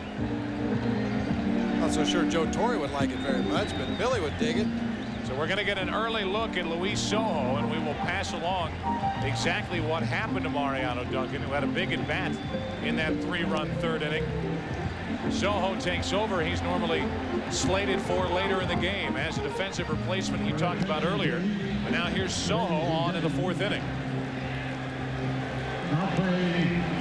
Evidently, when the Yankees went back out, while Key was warming up and the infielders were taking their ground balls and throws, he was hit in the mouth by a ball. That's the early word we get, and that's why Duncan has to leave here in Game 6. So mark Luis Sojo down on your scorecard, batting 8th, playing second base. And Mariano Duncan finished for the rest of the night. Looked like Chipper Jones might have asked Joe Girardi what happened. They were trying to figure out themselves what happened with Mariano Duncan. Chipper Jones will lead it off, then McGriff and Lopez. Big inning for Atlanta as they try to get back into this game. 3-0 Yankees in ball 1 from Jimmy Key. It's a huge inning for Jimmy Key and the Yankees. If you can put up a 0 after your team has scored some runs, it goes a long way towards keeping your team mentally in the ball game. Braves have the right guys coming up to do something about that 3-0 score. There's ball 2, and it's 2-0 on Jones.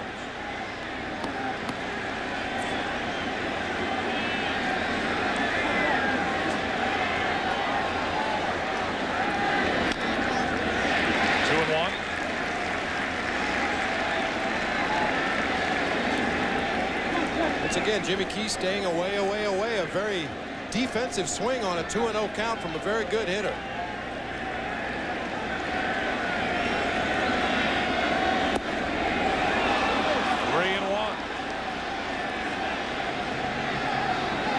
Chipper Jones trying to get on base somehow, some way to get it started for Atlanta here in the 4th. Into left center field, not well hit. Strawberry there, 1 away. Monday on Nonstop Fox, Jane used to be the nice girl of Melrose Place. So why is she setting fires and chasing other women's boyfriends? You want to know? You'll have to watch Melrose Place Monday on Nonstop Fox. It's Andrew Shue of Melrose Place and of the professional soccer team out in L.A. With wife Jennifer checking out the action here in Game 6. Here is Fred McGriff with 1 out, nobody on. McGriff grounded out. With the shortstop Jeter, his first time up. And again, Key falls behind 2-0. We talked in the opening about how important it was for Jimmy Key to get ahead of the hitters. 10 first pitch balls, 13 first pitch strikes so far. To first and just foul. Let me correct myself. 10 first pitch balls, 3 first pitch strikes, and he's gotten away with it. You wouldn't want to continue that trend throughout the ball game. Just hooks foul. And the count 2-1. 1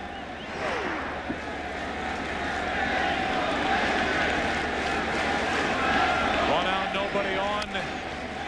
McGriff pops it up. He'll get back and out of play. And it's a 2-2 count.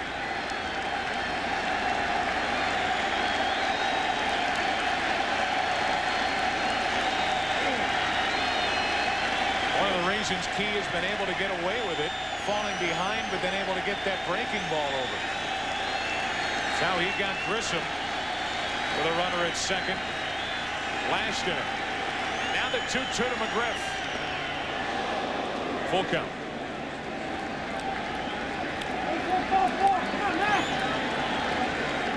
Javier Lopez waits on deck.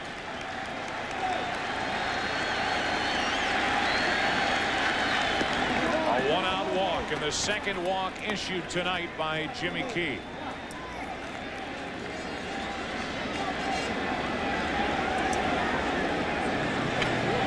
walked Lopez back in the second. He walks McGriff with one out here in the fourth.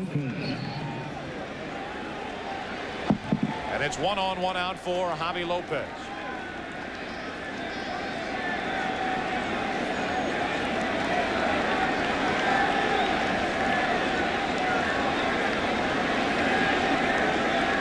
Lopez only 3 hits in this World Series. Takes a strike.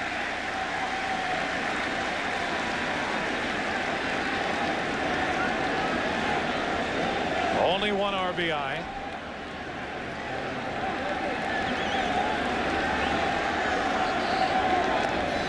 One and one. Javi Lopez, a dead low ball hitter. You see the bright red across the bottom. That's where he really likes the ball. Hot, hot. He will hit hanging breaking balls in that blue zone occasionally, but he likes the ball down around the knees. 1 on, 1 out, 1 and 1 from Key. 2 and 1. Most low ball hitters are good breaking ball hitters because most breaking balls, to be effective, have to be down in the zone. 3-0 Yankees here in the fourth inning. To the right side, a base hit, a walk and a hit. And the Braves have a rally cooking here in the fourth inning.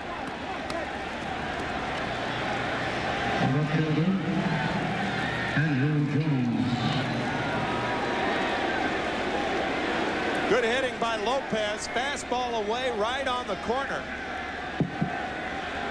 Rifle to right field. Bobby Cox telling us about Andrew Jones and talking about the good power that he has the other way. I think if he hits Jimmy Key, he's going to have to hit it hard the other way, because I don't think Key's going to come inside on it. 2 on, 1 out. Out in front. Strike 1. He has been able to fool Andrew Jones with a couple of changeups, and he does it for strike 1. 2 men aboard here in the fourth inning. Struck him out in the second inning with a very good changeup down low and away. Really planting the seed in Andrew Jones' mind about that changeup.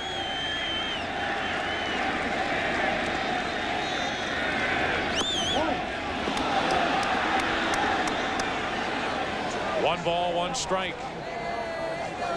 Jimmy Smits is here. Yeah, that's what I thought he was too. They're all out. Waiting to see if the Yankees can wrap it up in 6 games. Braves have it working here in the fourth inning. It's 2 and 1 on Andrew Jones. And we have yet to see a pitch come inside to Andrew during this at bat. He may get the breaking ball here if he's consistent with the other right-handed hitters. Nope. To the right side, headed for foul territory. And out of play, 2-2. You know, in Jimmy Key's defense, he is missing the strike zone, but not by very much. Throughout this World Series, we've seen a lot of those pitches just off the corner called strikes. Jerry Davis not going way out there off the corner.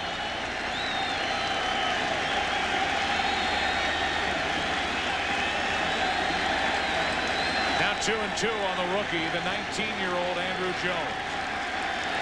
A walk to McGriff, a hit by Lopez.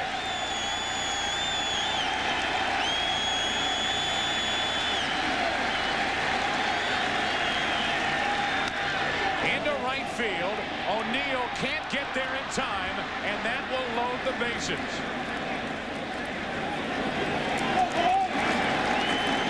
Andrew Jones gets his first hit of the night, and the bases are loaded for Atlanta here in the fourth inning. It was the breaking ball. He finally got it, and he hits it hard in front of Paul O'Neill. O'Neill does keep it in front of him, and McGriff had to hold at second base. Lopez at first, so naturally nobody scores. Talked about the Braves being a very good team at making adjustments on the fly, and you can see this inning, Lopez, Andrew Jones both going to the opposite field. Here is Jermaine Dye from one rookie to the next. Dye lined to right his first time up. Bases loaded, 1 out. Into right field, down the line. Trouble if it's fair. It is just out of play for strike one.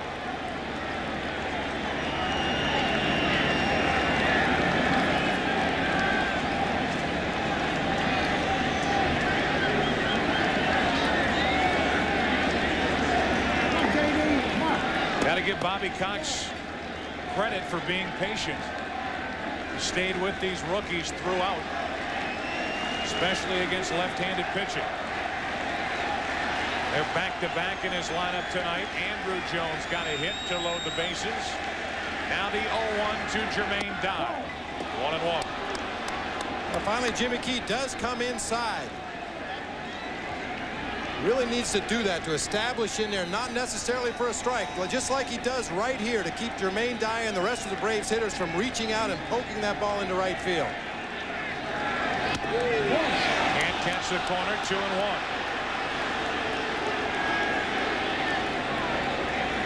Our Fox box, top left-hand corner of your screen. The bases loaded with Braves, McGriff, Lopez, and Jones. One out in the inning, and Jermaine Dye ahead of the count. 2-1. 3-1. And Jimmy Key is staying stubborn. Borrowing from Tommy Glavine's theory of staying stubborn. David Weathers up and throwing. Ideal hitting situation here. 3-1 pitch. That will force home a run. A bases loaded walk. 2 walks, 2 hits in the inning. It's a 2-run Yankee lead. It's 3-1 here in the 4th. But it appears Jimmy Key is really staying away right through the count against the Braves hitter, not willing to challenge anybody. Fastball away that Jermaine Dye fouls off. The one pitch during the sequence inside was called a ball. Away. Ball 4 appeared to be a slider in the dirt. Didn't want to give in on the 3-1 count with the bases loaded. So that makes it a 2-run game, and the base is still loaded, 1 out. For the number 8 hitter, Terry Pendleton. And again, it's an ideal hitting situation because a guy who is missing consistently outside, if he doesn't continue to stay stubborn like he has done, what he's going to do, he's going to make the adjustment over the middle of the plate. Throughout his career, Pendleton has been outstanding with the bases loaded. He pops it foul. Strike 1. Lopez, the runner at third. He has a hit in the inning, as does Andrew Jones. Jermaine Dye, the bases loaded, RBI walk.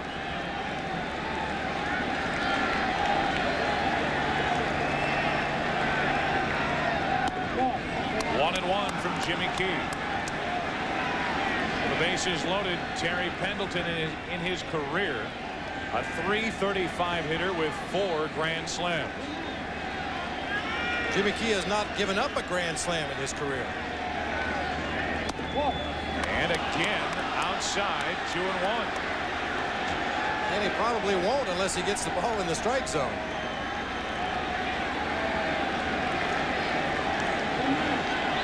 Mel Stottlemyre watching Key on 2-1, miss again outside. It's 3-1.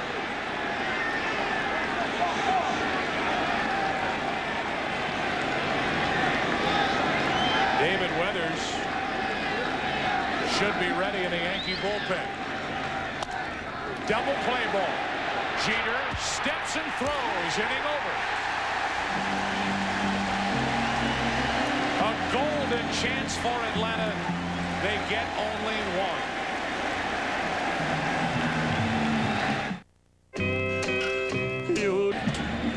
The old blue light special at the Empire State Building. Blue lights commemorating the season for the New York Yankees. We get into the bottom of the 4th inning, and the Yankees up 3 games to 2. Lead 3-1 as Tino Martinez looks at a ball from Maddox.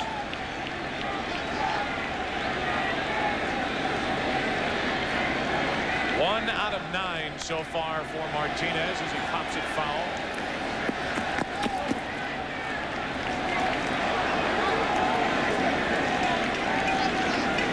guy we have not talked about in this series is Don Mattingly, who retired from the Yankees last year, an icon in this city. And probably nobody on either team to begin the 1996 season was under more pressure than Tino Martinez. Hard to replace a guy like Mattingly. He responded so well. Hit 25 home runs. Drove in 117 runs. And this postseason has got to be the most frustrating 2 weeks of his life. Well, the big thing about the postseason, though, regardless of what's happened up to this point, you have a big Game 6 and/or a big Game 7. It's all forgotten. So far, he's struck out and he's set up here at a ball and 2 strikes. Leading it off in the 4th. Into center field. Grissom drifting. 1 away. Right now, let's go down to Steve Lyons for an update on Mariano Duncan. All right, Joe, I'm standing outside the Yankee clubhouse. Mariano Duncan was taken out of the game at the top of the 4th inning. He strained his shoulder while warming up for that inning. Luis Sojo takes over for him at second base. Back to you, Joe. Thank you, Steve. So not hit in the mouth as was originally reported to us, but instead the strained throwing shoulder. Here is Darryl Strawberry.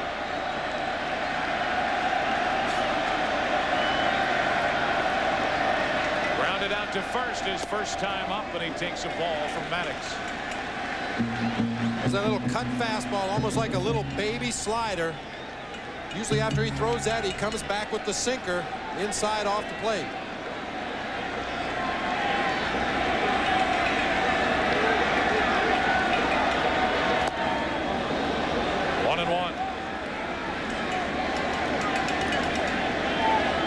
This time to come back with a good straight changeup, although it's not straight by any stretch of the imagination. You see the downward movement on the ball.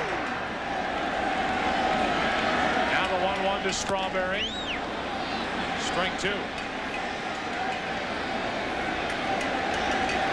You can drive a fleet of trucks from Chipper Jones, the third baseman who's playing the shortstop position, to the third baseline. Maddox has Strawberry 1-2, and he strikes him out over the inside corner. 2 out.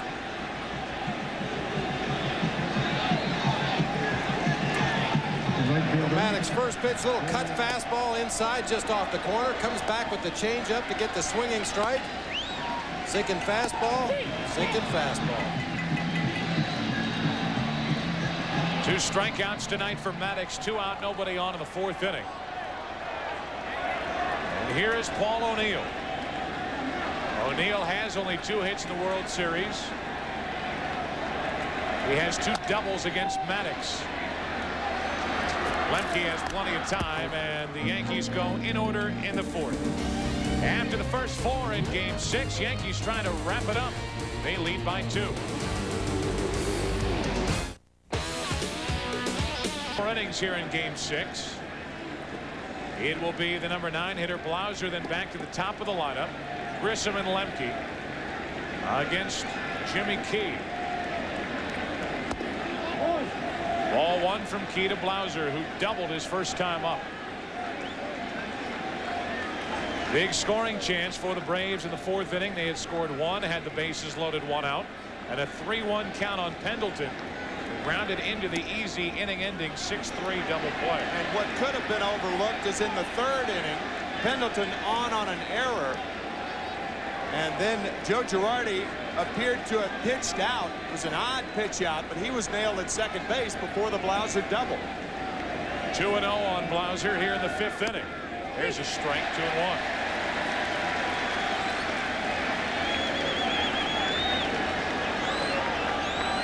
Braves never did panic when they were down 3-1 to the St. Louis Cardinals in the NLCS. They got to be feeling it a little bit now. 3-1 the count on Blauser. They trail 3-1 5th inning.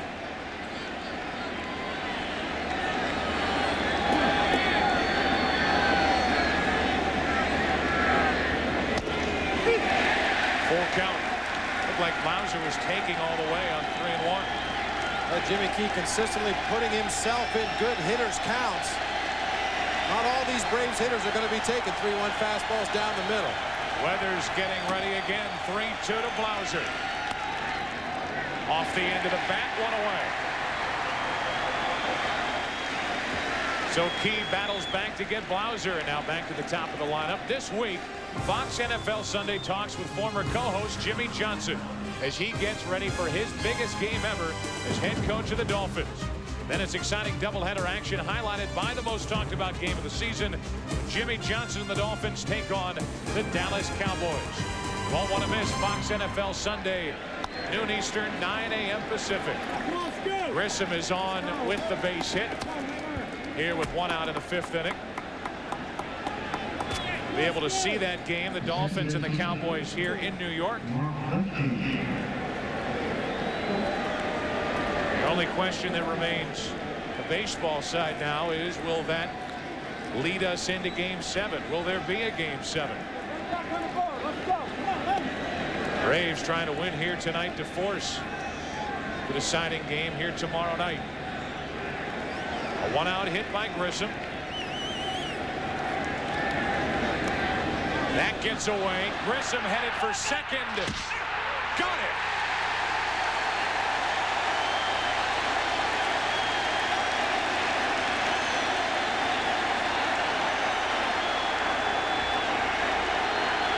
It was a great play by Joe Girardi, but I think Marquise Grissom was safe at second base. Matter of fact, I don't even think it was close. Looked like a high tag, and it looked like his foot was on the bag. Trying to be restrained there by first base umpire Jim Evans. Pat Corrales, the first base coach.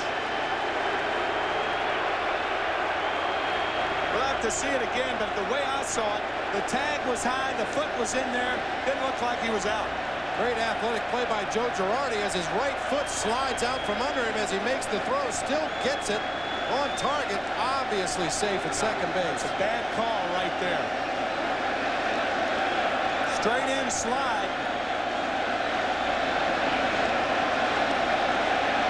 Unless he tagged him in his left arm going down.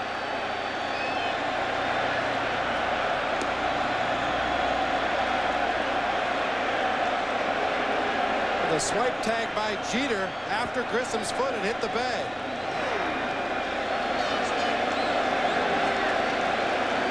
Amazing that Girardi could make it even close. Yeah, it was. Off his back foot. Not even close. Not even close. He's safe easy. The only question was maybe if Jeter had tagged Grissom on his left arm as he put it up to start his slide, but you could see, and now Cox has been ejected. And he's going to get into it with a third base umpire, Tim Welke, who he has had problems with this entire series. Welke, you may recall, was the right field umpire that obstructed Jermaine Dive's attempt to catch a foul ball that led to a big inning. In the 4th game. That followed the game the prior night when Andrew Jones was called out on a 3-2 pitch that looked well outside, and Tim Welke rung up Andrew Jones, which started the little history we have going on here.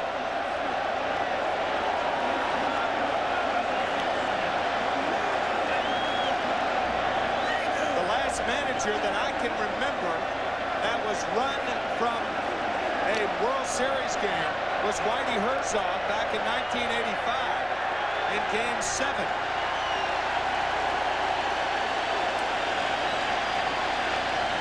As you can say, he's in there right there. It really wasn't close to play at second base. He was safe. Well, the umpire at second base, Terry Tate, is a National League umpire, so I'm sure Bobby's had his run-ins with him during the course of the season or the last several seasons.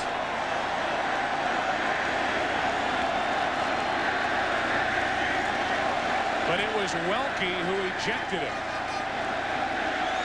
As Cox was walking by, who knows what was said. But it was Welke who bounced it. Now Lemke flies to center. So after the long layoff, Key throws one pitch, and the top of the 5th inning is history. Yankees bat they lead by 2. Tap the Rockies with a smoother pour. By Genuine Chevrolet, the cars more Americans trust. By Advil, advanced medicine for pain. And by Visa, it's everywhere you want to be. We get into the bottom of the 5th inning. Here in Yankee Stadium, tonight's aerial shots being provided by the Alta Vista on-site computing airship, demonstrating that business can be done over the internet from anywhere, even from 1,000 feet over Yankee Stadium.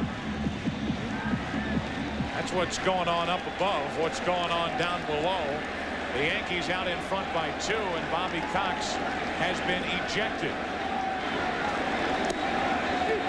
There was no doubt Cox had his reasons for his argument. Replays clearly showing that Grissom was safe. Got into it with a second base umpire, Terry Tatum, as he walked off. May have said something, may not have said something to Tim Welke, who bounced Cox out of this game. Jimmy Williams, the third base coach.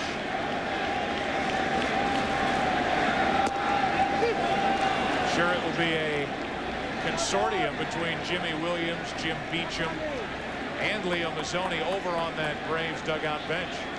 Maybe Jim Beecham will make the pitching changes. Jimmy Williams has had prior managing experience. So has Pat Corrales. Here's Soho with his fly ball to right for Jermaine Dye.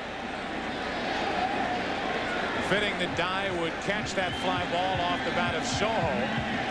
This is the second incident between Bobby Cox and Tim Welke, the umpire, who was down the right field line in the way of Jermaine Dye. That was with Derek Jeter at the plate, who would later single, which led to a 3-run 6th inning in that crazy Game 4 in which the Yankees came back to win it 8-6 in 10 innings. The previous night, it was a 3-2 pitch with Welke behind the plate, where Andrew Jones was called out on a breaking ball from John Wetland. 1 out, nobody on, and Joe Girardi with a count of 1-1. Well, the good news for Bobby Cox, after a shaky 3rd inning when Maddox was getting everything up in the strike zone and the Yankee hitters were wailing away on him, he now seems to have found the zone again. Off the end of the bat into shallow left, and that's going to fall in for a hit. Girardi 2 for 2. Came in 0 for 7 in the World Series.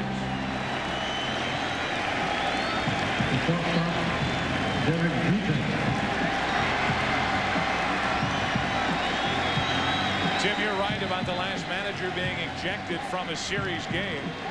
Whitey Herzog in Game 7, the 1985 World Series with Kansas City. Bobby Cox is now the 6th manager to be ejected from a series game. It's 1 on, 1 out for Derek Jeter, who combined with Girardi in that 3-run 3rd inning for the Yankees. Jeter an RBI single, a stolen base, and a run scored. And again, a running situation right here. Girardi stays put as Jeter looks at ball 1. What managers try to do, they try to run the count favorable to the hitter to disallow the pitch out. Very few managers or catchers will pitch out on a 1-0 count or a 2-1 count. Girardi a fast runner, Jeter a contact hitter.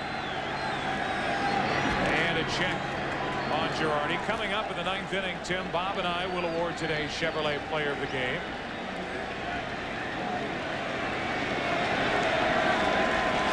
Joe Girardi trying to throw his name in the hat. 13 stolen bases, the Yankee record for catchers. 1 on, 1 out. Double play ball if someone can get to second. What a play by Lemke. What a play by Mark Lemke. 5-4-3 to end the 5th inning. And we go to the 6th at Yankee Stadium. Yankees out in front by 2.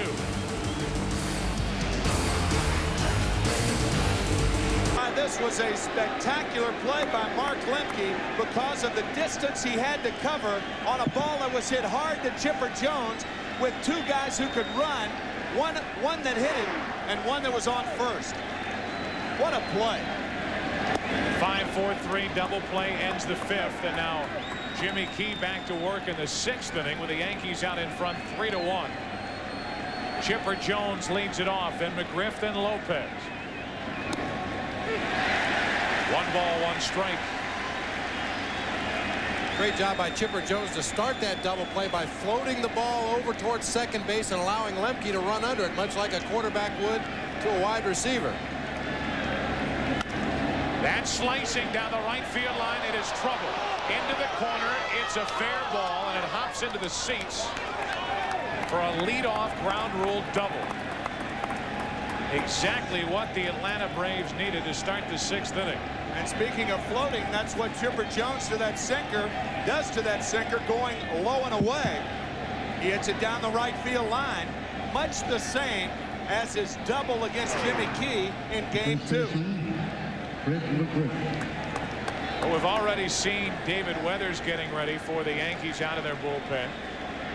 Whether it's Weathers or whether you get into Mariano Rivera land, here comes Mel Stottlemyre out to talk to Jimmy Key. If Joe Torre and Mel Stottlemyre stick to their regimen, they would use Dave Weathers to hopefully get out of the 6th inning and then bring Rivera in to start the 7th. Weathers is the one that for the 3rd time the last 2 innings is getting ready out in the Yankee bullpen. Rivera is much more effective to start an inning. If he comes into the ballgame with runners on base, he's very susceptible to the stolen base. So for that reason alone, I'm sure David Weathers is cranking it up in a hurry. So a leadoff double from Chipper Jones. Here's McGriff, who is grounded out, walked, and scored.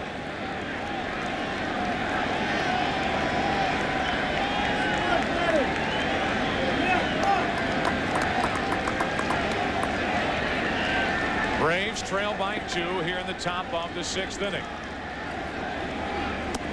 And a strike catches the outside corner to McGriff.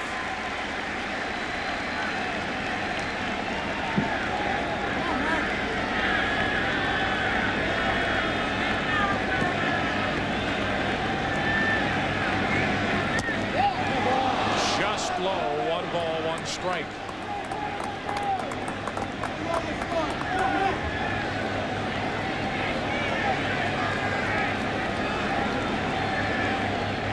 Jimmy Key trying to get around a leadoff double. Up the middle. Soho to his right. Jones to 3rd with 1 out. And that's going to be the last hitter faced tonight by Jimmy Key.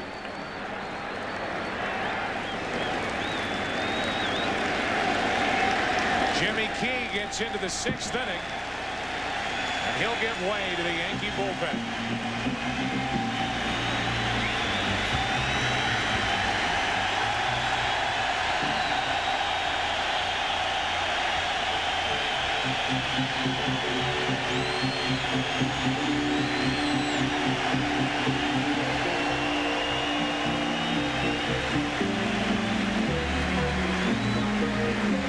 Aflac trivia question. Not supplied by the folks at Aflac. Instead, the Honorable George E. Pataki, Governor of the state of New York, asks which New York Yankee holds the longest hitting streak in the World Series. It's our Aflac trivia question. Think about that as Jimmy Key thinks about his 5 1/3 innings here tonight as he gives way to the Yankee bullpen. And first, it's David Weathers. Runner at 3rd, 1 out. Chipper Jones aboard for Javi Lopez. And a strike over the inside corner. Weathers facing Javier Lopez in Game 4 in the 5th inning with 2 on. He struck him out primarily on low fastballs. A deadline pickup by the Yankees, and he's had a very good postseason. And he's quickly 0-2 on Lopez. Weathers is a sinker slider guy. Everything he throws is hard. He's not really going to change speeds very much. Very aggressive, comes right at the hitters.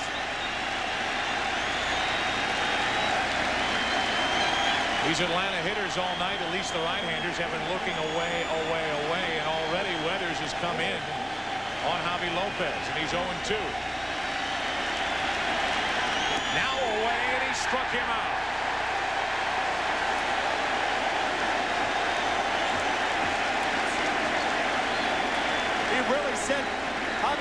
Lopez up well with the fastball inside. Fastball inside, fouled away, off the plate away. Fine job by David Weathers.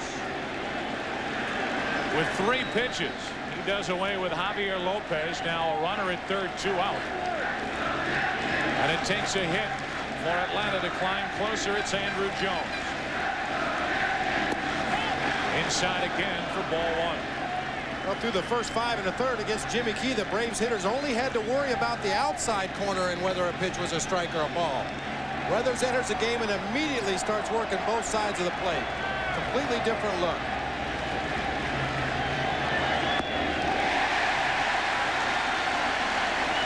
One and one.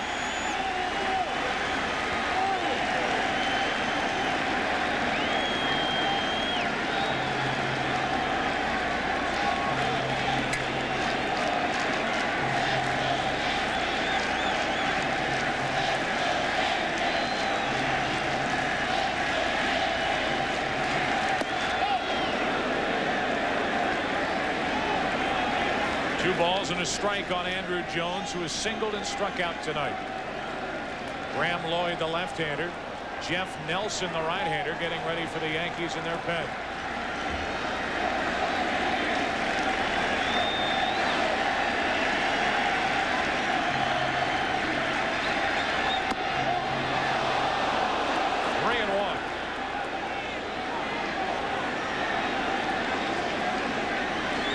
Tough slider down and away from Andrew Jones after throwing a fastball up and in. Already wanted that call, didn't get it.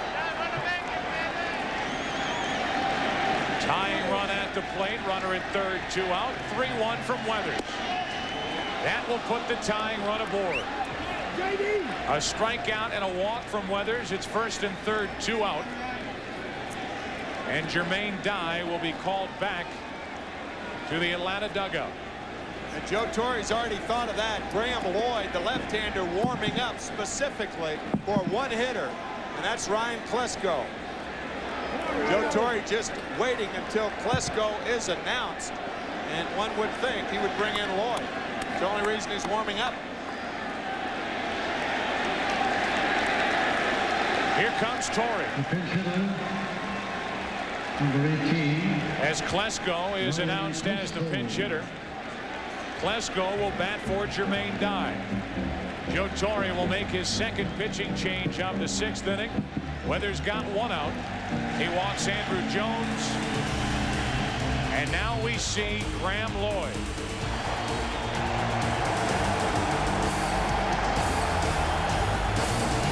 On his way out to take out David Weathers, checking with home plate umpire right there. Jerry Davis making sure Klesko was announced before he made the move.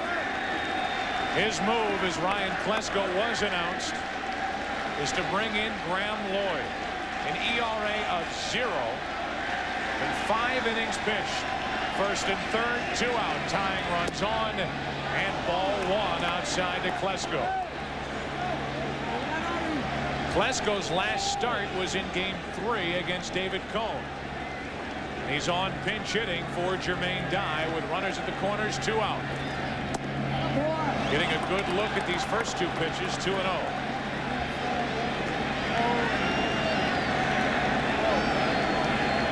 Klesko, a typical left-handed power hitter, down and in and up and out over the plate, and he can pull that pitch away from him. Gets under it, pops it up. Klesko in this series is 0 for 3 against Graham Lloyd.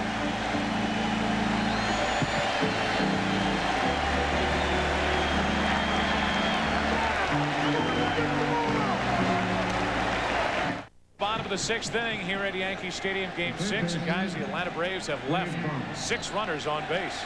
Ryan Klesko pinch hitting for Jermaine Dye, and Graham Lloyd coming in. He has not allowed a base runner in this series. What a remarkable job from the guy down under. Maddox back to work in the bottom of the 6th inning, dealing with Boggs. And a count 0-2. Klesko stays in the game. He's in playing left field, and that moves Andrew Jones from left to right. So he had to deal with the fans in the left field bleachers, and now he meets some new friends out in right.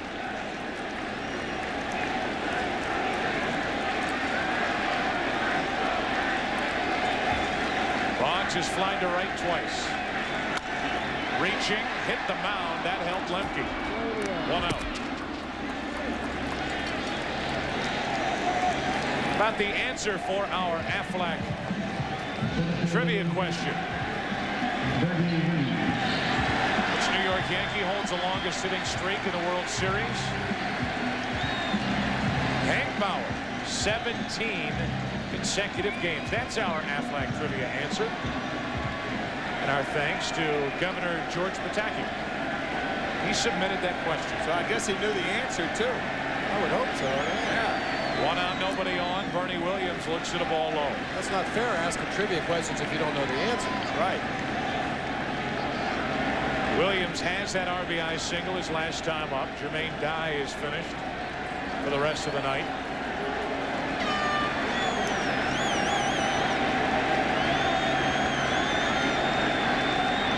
Has had that one bad inning. 1-1 on Williams. Maddox back in that 3-run third inning allowed a leadoff double to Paul O'Neill. Duncan moved the runner over. There's Rivera getting ready. An RBI triple by Joe Girardi. He scored on a hit by Jeter, who stole second. Scored on a hit by Williams. 1 out, nobody on. Williams, that's down the left field line. Trouble. Klesko on the run is there for the second out of the inning.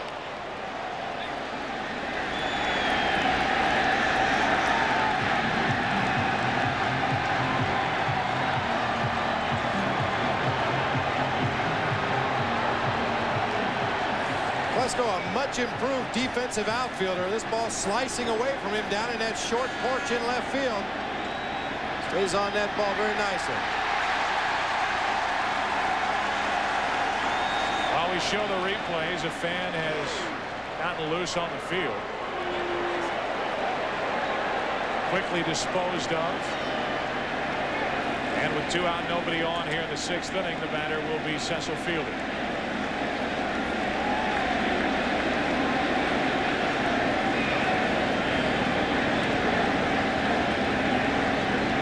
Security guards go back to their posts. Security guards have been going through 2-a-days to get ready for tonight's game. You just hope that that one fan doesn't trigger the domino effect, literally. 2 out, nobody on here in the 6th inning. Cecil Fielder waits the night for Maddox as opposed to game 2. The only column that matters to Maddox is that run category, and he's allowed 3 as he's worked here tonight, none through 8 innings in game 2. Fielder is grounded out twice.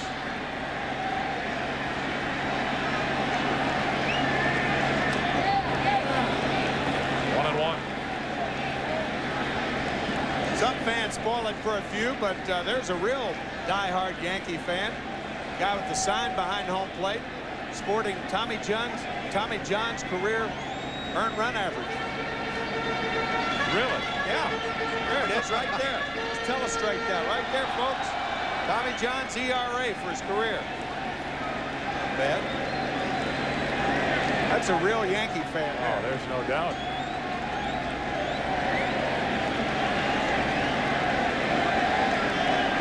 Scary that you would know that. 3.14. Base is empty. 2 out. Fielder's grounded out twice. Hanging breaking ball into left, right to Klesko. He fields it on a hop.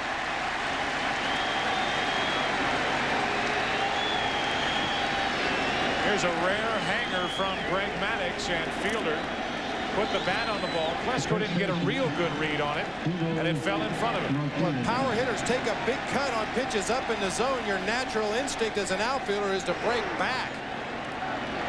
Ball wasn't hit off the head of the bat. Klesko was fooled and drops in for a single.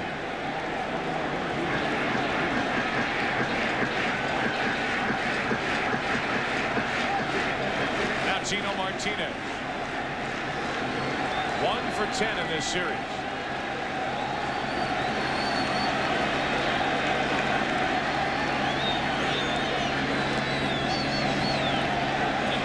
Fielder's not going anywhere on that ball.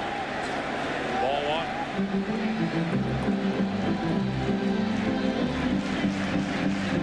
1. Good time for the duck dance, I guess. 1 on, 2 out.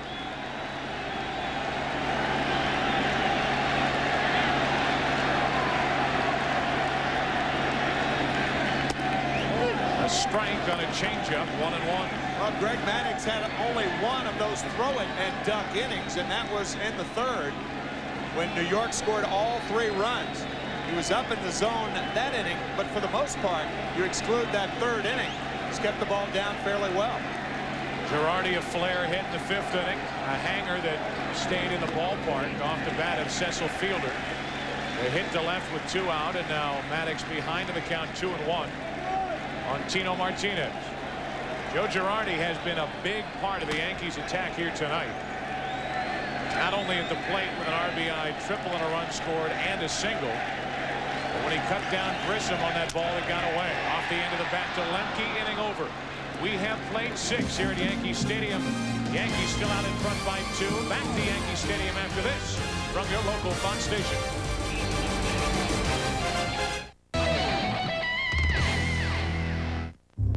I'm on Fox, Sunday at 9:30. Back at Yankee Stadium, which is just drenched in baseball tradition. Monument Park, the monument for Babe Ruth. Yankee Stadium opening on April 18th, 1923. Who hits the first home run? Who else? Babe Ruth. Yankees were in the Polo Grounds before coming to Yankee Stadium. They played here since 1923. Saved the 2 years in 74 and 75 when Yankee Stadium was remodeled, renovated. But quite a home field advantage for these Yankees, who have not been taking advantage of the home field up until now. They lead 3-1 into the 7th inning. New third baseman Charlie Hayes, new pitcher Mariano Rivera. 7th inning, 3-1 New York.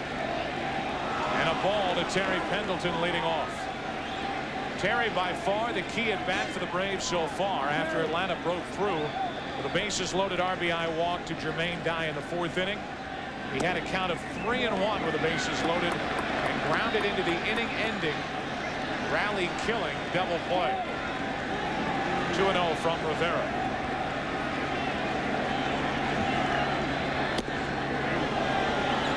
And Terry up there taking a strike, it appears.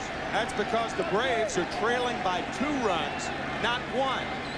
Up there hacking if they're trailing by 1, but he gets 4 straight balls from Rivera. How about that? Mariano Rivera, a walk on 4 straight to start the 7th inning, and that'll bring the tying run to the plate.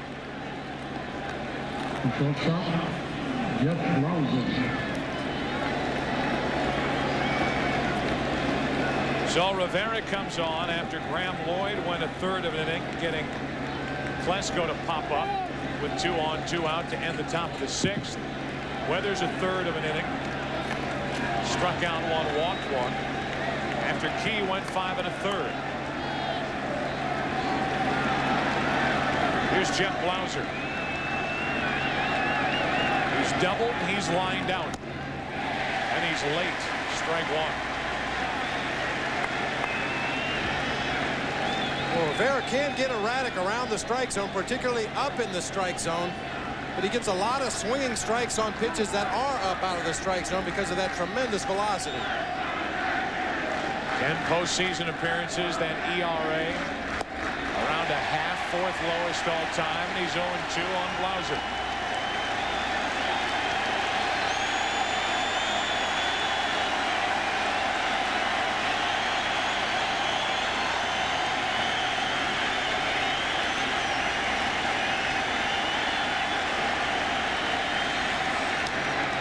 This has been the formula for the Yankees all year long. You get a start from whoever, Pettit, Key, Cone. It doesn't matter. You have a lead. You hand it over to Rivera for the 7th and 8th. You hand it over to Wetland for the 9th.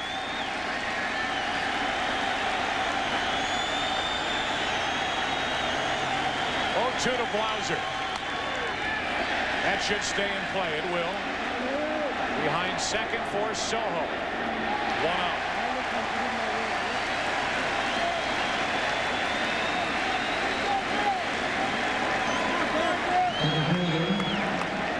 So Blauser 1 out of 3, and back to the top of the lineup. It'll be Marquise Grissom.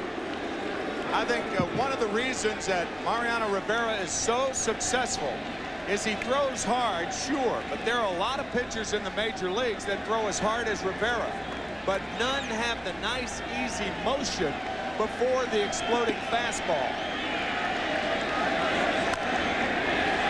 Strike 1 on Grissom.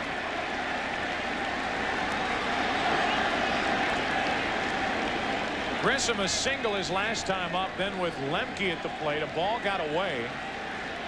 Girardi off his back foot fired a strike down to second. Grissom was called out. And it was clearly safe, which eventually led to the ejection of Bobby Cox. Strike 2. 96 miles per hour from Rivera.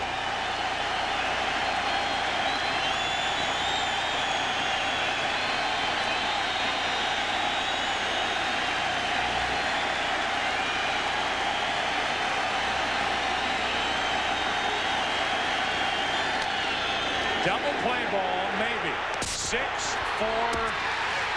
Didn't get them both. The force out 6-4. Now Joe Torre will put up a mild argument at first base. But I think it's the same as we talked about a couple of innings ago. Soho just had too far to go because he was playing so far in the hole on the right side that he couldn't turn 2. He knew he didn't have much time, so he tried to throw on the move. As his foot hits the bag, he tries to jump and throw all in one motion. Makes a nice play to get rid of the ball. Tino Martinez with a good dig. Looked like he beat him. As we showed you with Lemke in the 5th inning, covering a lot of ground, Soho had to do it, and they couldn't get Grissom with his speed. Now Lemke comes up empty, strike 1. You notice since those 4 straight balls to open the inning to Terry Pendleton, he has not thrown one in the last 2+ hitters. His idea of a waist pitch is one waist high.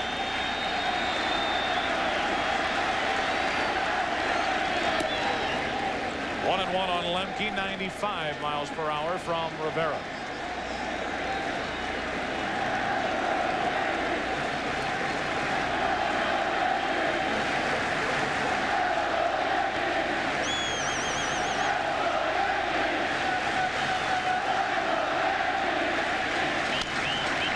Into center field. Bernie Williams is there. Top of the 7th inning, over.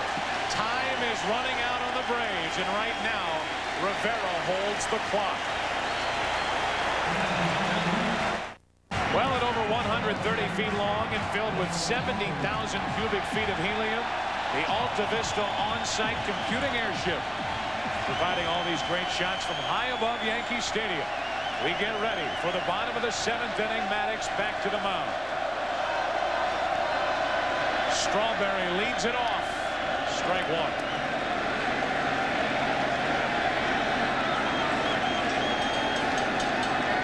It will be Strawberry, O'Neill, and Soho for the Yankees here in the 7th.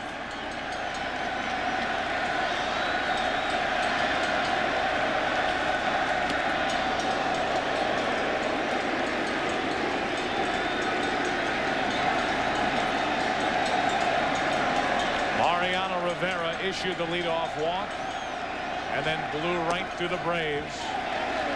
Blauser, Grissom, and Lemke. Now 2-1 from Maddox on Strawberry.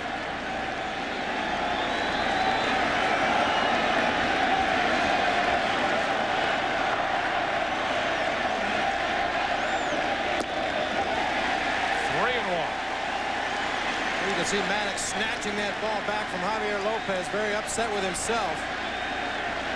He doesn't find himself in the hole 3-1 very often.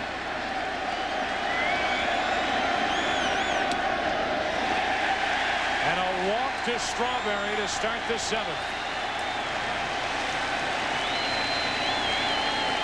November 1st, it's the all-new 24-hour sports cable network, Fox Sports Net. Get ready for the revolutionary Fox Sports News.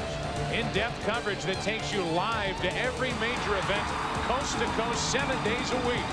At Fox Sports News, we are there. Wayne and Janet Gretzky. Wayne, of course, now a member of the New York Rangers. And don't forget the NHL All-Star Game coming up here on Fox, January 18th. 1 on, nobody out for Paul O'Neill. The great one. And as far as every baseball fan knows, Greg Maddux is the great one as far as pitching is concerned. Give you an idea, he walked Strawberry to lead off the inning.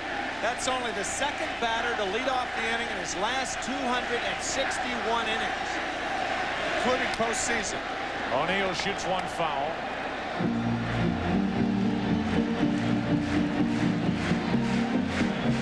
Up to 82 pitches, which is his total from Game 2 when he won 8 shutout innings. Usually you would think about starting Darryl Strawberry to stay out of the double play. Paul O'Neill grounded into 21 double plays during the season, but Strawberry with the bad toe, O'Neill with the bad hamstring. Not really much Joe Torre can do. The Braves with an active bullpen. 1-1 on O'Neill. Nagel and Bilecki getting ready for Atlanta as Maddux issues his first walk of this year's World Series.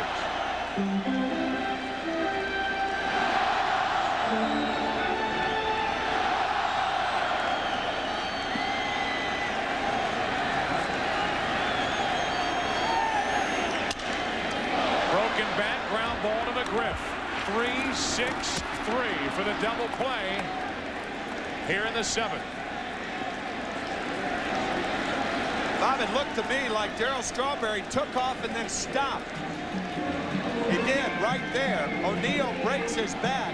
An easy double play by Fred McGriff, a 3-6-3.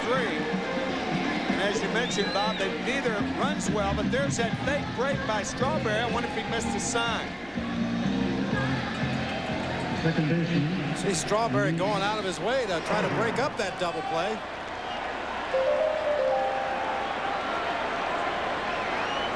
O'Neill now 1 out of 3. Soho shoots it foul.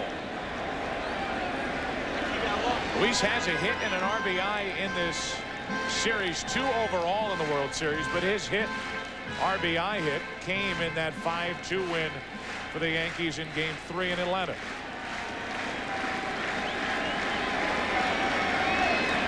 He's 0 for 1 since entering back in the 4th.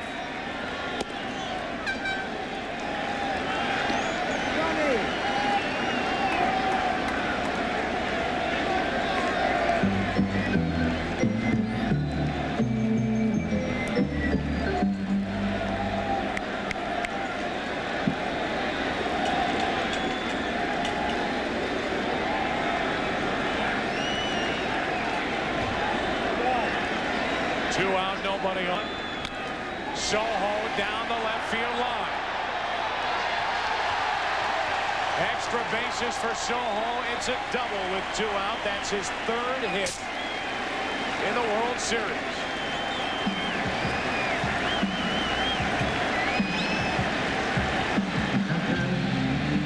Soho in the game as a defensive replacement, although tonight, because Mariano Duncan was injured, one thing they have in common is they like to go up there and swing that bat. Neither guy's going to get cheated. And the inning continues for Girardi. He's tripled, he's singled, he's driven in a run, he's scored a run. Right hand Blauser, good play, took a funny hop, and the inning comes to a close. We have played 7. Braves bat 8th inning, time running out. Rivera back to work. Well, along with our producer, John Filippelli, director Bill Webb, Joe Buck, Tim McCarver, Bob Brenly back at you. We are ready for the 8th inning. Girardi has had a big night, as has Derek Jeter. Bernie Williams drove in the 3rd run, and then 3-run 3rd inning. Jermaine Dye, a bases-loaded walk for the only Atlanta RBI. And Bobby Cox was ejected from the game back in the 5th inning after arguing a call at second base. When Grissom was called out. Replay showed he was safe. Chipper Jones leads it off against Rivera. And he hits the first pitch into center. 8th inning, 1 pitch, 1 out.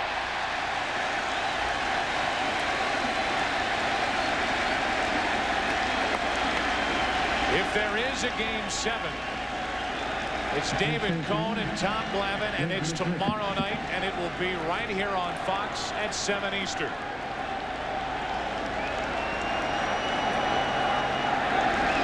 The Braves hope to put on those sanitary socks one more time in 1996. Yankees trying to wrap up their first World Championship since 1978.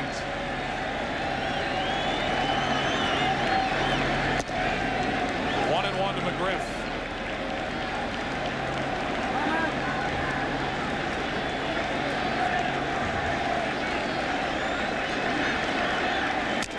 Broken bat, back up the middle, Jeter.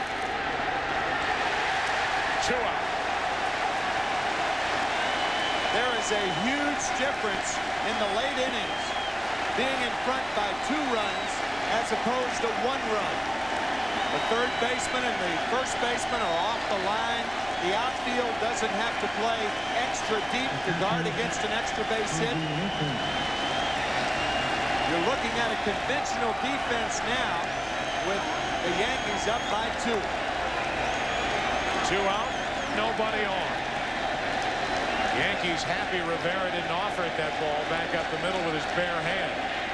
Lopez, strike 1. A walk, a single, a strikeout for Hobby. NLCS MVP. Only 4 hits in the World Series. 1 and 1. What a run it's been for the Atlanta Braves through the 90s. They're in the World Series for the 4th time in the last 5 World Series. Strike 2 on Lopez. We're in the 8th inning. Rivera trying to get it to the 9th inning, and John Wetland.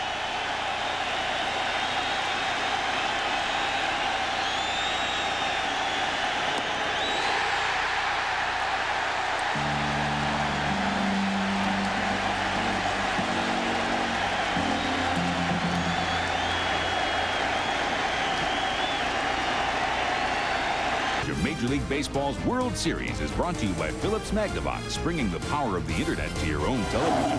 By Nicorette Gum, now available without a prescription. You can do it. Nicorette can help.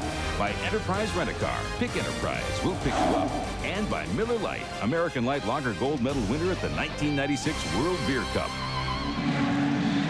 Well, this place is shaking literally as we get into the bottom of the 8th inning. Yankees batting, Yankees leading in the game and in the series. George Steinbrenner and all the Yankee fans hoping tonight is the night they bring the World Championship back to New York for the first time since 1978. Ted Turner, different sort of rally cap.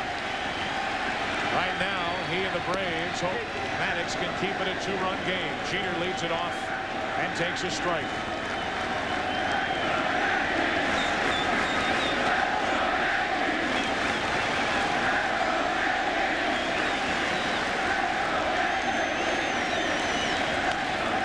Good pitch in on the hands, 0-2.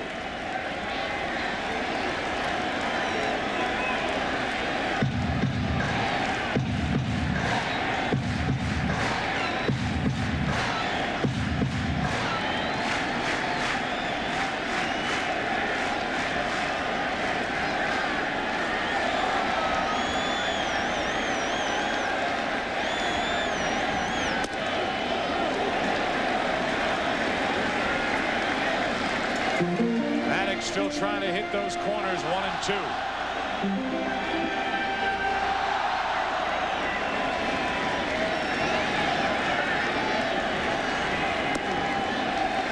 2 and 2. Well, and Jerry Davis, the home plate umpire, has been very consistent tonight. He didn't give it to Jimmy Key. He's not giving it to Greg Maddux.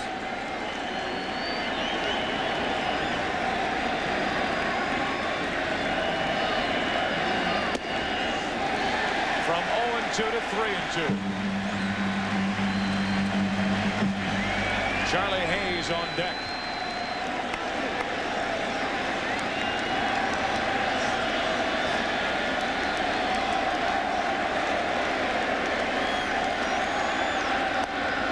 One away here in the bottom of the 8th inning as Maddux strikes out his 3rd.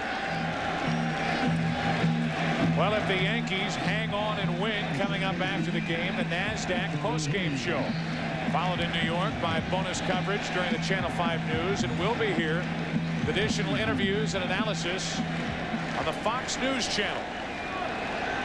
That is if the Yankees hang on. 3 more big outs coming for Atlanta. Charlie Hayes digs in for the first time tonight. Boggs was 0 for 3 while he was in there. Mariano Duncan had to leave with a strained throwing shoulder back in the 4th. He's back out and watching.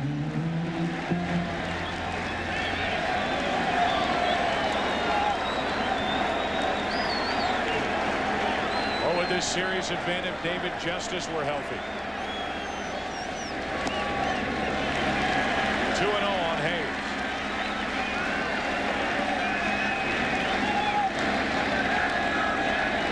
Andy Pettitte, the game of his life in Game 5 on Thursday night in Atlanta. 2-1 on Hayes. Larich, the swing of his life in Game 4 on Wednesday night in Atlanta. The game-tying 3-run home run in the 8th inning.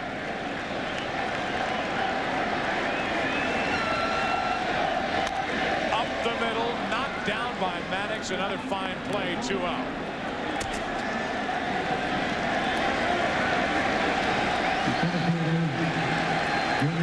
That's why he wins 7 Gold Gloves. Just a great awareness on the mound. A lot of pitchers would be fooled by balls hit back through the box, either thinking they're hit harder than they are or slower than they really are.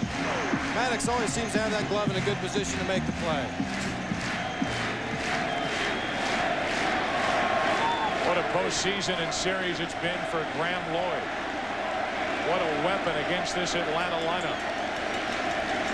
2 out, nobody on. Bernie Williams, strike 1. The entire Yankee bullpen had a great World Series. Graham Lloyd, first and foremost, neutralizing those lefties in the Braves lineup. Since Game 1, that Yankee bullpen has allowed only 2 earned runs. They've had plenty of work. 1-1 on Williams. Bob Watson put all of this together. His first year as Yankee general manager.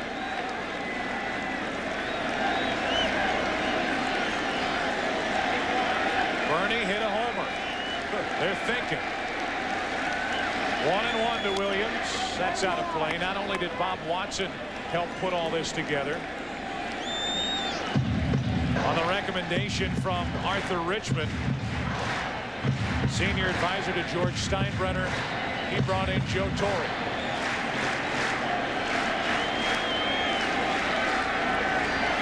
Doc Gooden back in New York.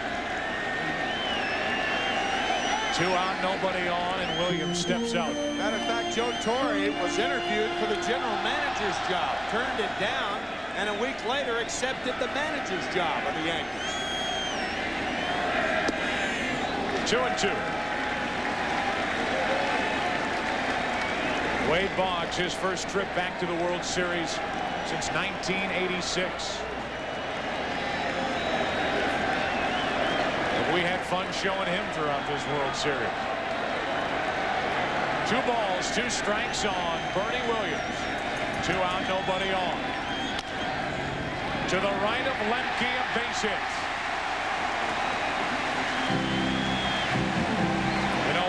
set this up with the Yankees out in front 3-1. Here comes Jim Beecham, the acting manager for the Braves. He's going to pull Greg Maddux here in the 8th inning. Just going to say the Braves have 3 more outs, and they will have Andrew Jones, Ryan Plesko, and Terry Pendleton to the plate in the 9th. Greg Maddux cannot be a winner in Game 6. Great work. He leaves the Braves down by 2. Draw. What more do you want from Greg Maddux? Every time he takes a baseball in his hand, he gives your team a chance to win. Only 1 bad inning tonight, and he gives way to Mark Wohlers. You know, Wohlers followed Greg Maddux in Game 2 of this series. Much better results that night for the Braves as they combined to shut out the Yankees 4-0. Wohlers struck out the side. Also gave up 1 base hit in that 1 inning of work. Maddux working 15 2/3 innings and giving up 3 runs. Cannot be a winner tonight.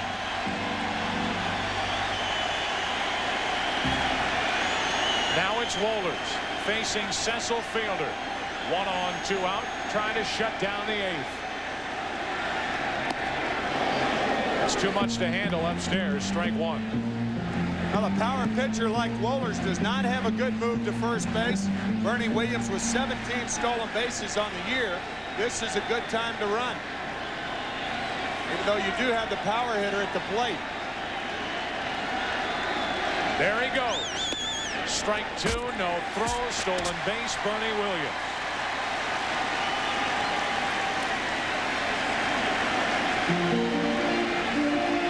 That is his first of the World Series. Big lead, big jump. After that, just tremendous speed. Great athlete, Bernie Williams. And that high leg kick of Mark Wohlers. All power pitchers have that big leg kick.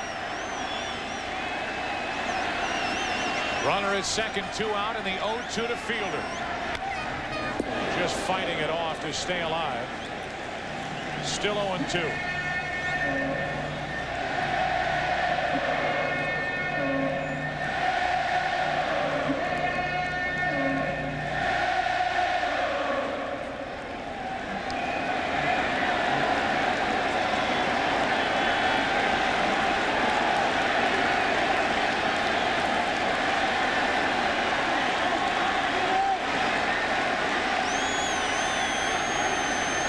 Second, Williams, 2 out. And an 0-2 count on Cecil Fielder.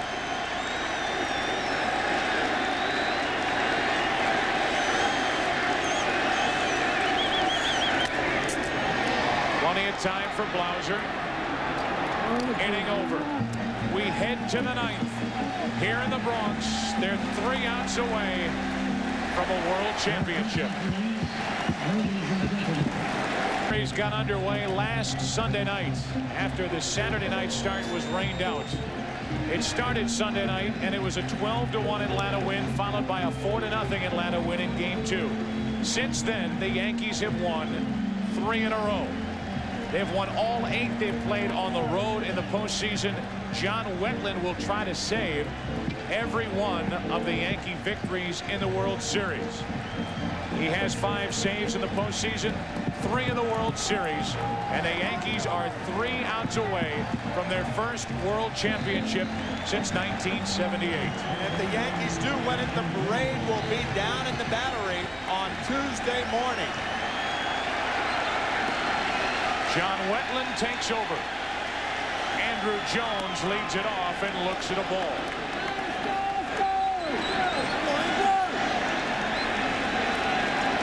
Andy Pettit was praying in Game 5. He's back at it in Game 6. 1-1.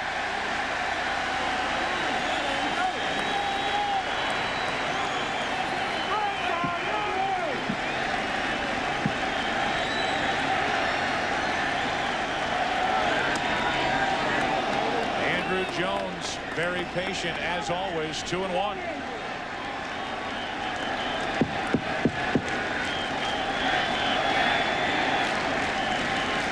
Klesko will follow, and then Pendleton.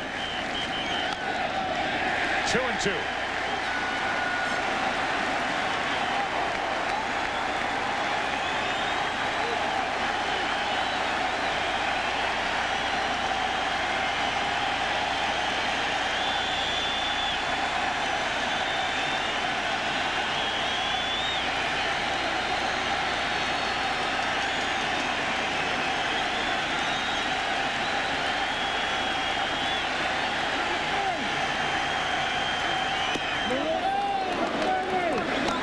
From Wetland.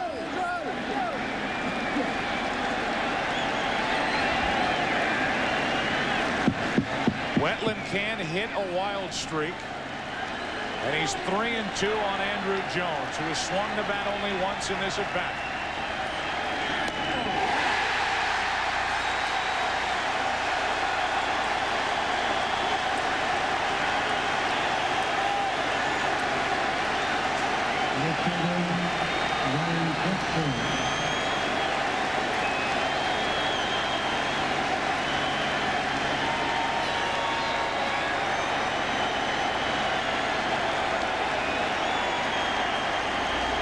One out, and now Klesko.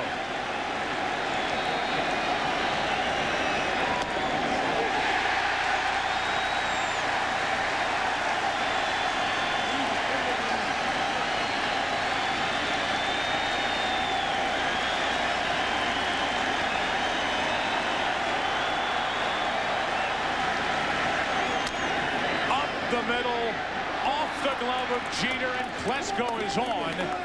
With one out in the ninth inning, that means the tying run will come to the plate. Ground ball that eludes John Wetland. He can't make the pivot and bring the glove to the right-hand side. As a result, Jeter's forced to field the ball, and Klesko has an infield hit. The Yankees certainly not guilty of counting their money while still at the table. 1 on, 1 out for Terry Pendleton. He's reached on an error, grounded into a double play, and walked.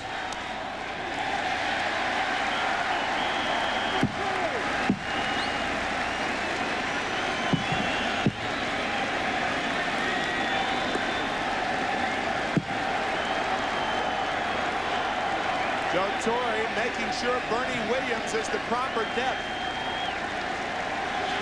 Outfielders are reminded, on any hit to the outfield, throw the ball to second base. No doubles in this situation.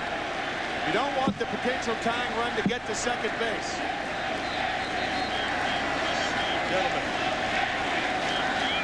Gentlemen, look who's on deck. Louis Colonial, waiting for an opportunity to redeem himself. This a long way from over. Something got loose down the left field line. That was the reason for the delay. 1 on, 1 out. Pendleton. Strike 2.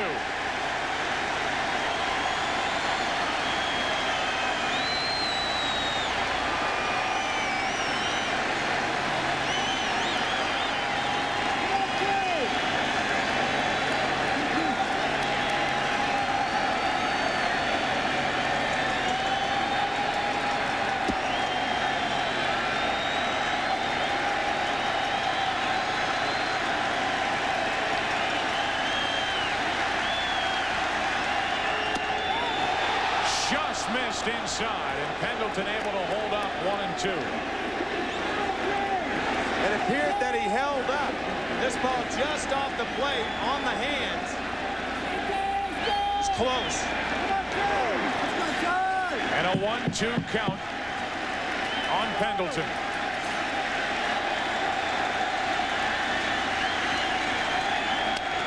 Into right field, that's a hit. Klesko will stop. Now he'll head to third. Throw cut off, and it's first and third, 1 out. Pendleton comes through with his second hit of the World Series, and now the tying runs are on. A breaking ball over the middle of the plate. And Paul O'Neill making sure that he throws the ball to second base to keep Pendleton at first. Number 17. And as Dave Whitfield said, Luis Polonia, the pinch hitter, a little redeeming value here, right, David?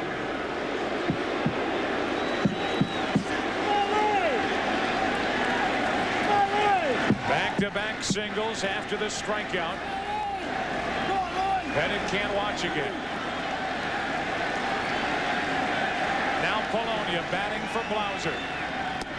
Right down the middle, strike one.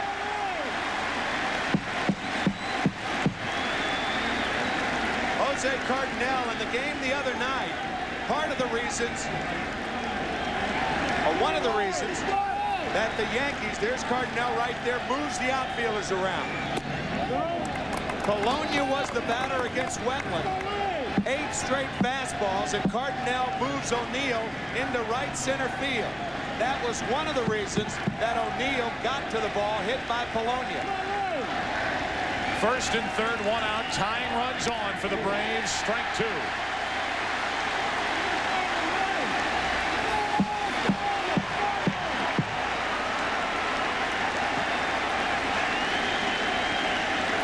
You can see just how far O'Neill is off the line. Cardinale and the Yankees do not believe Polonia can pull Wetland. First and third, one out. So with that in mind, you don't throw him a breaking ball like you throw Pendleton, because the breaking ball is the pitch that you can get around on. And if Wetland's pitching to the defense now, he'll continue to throw one fastball after another.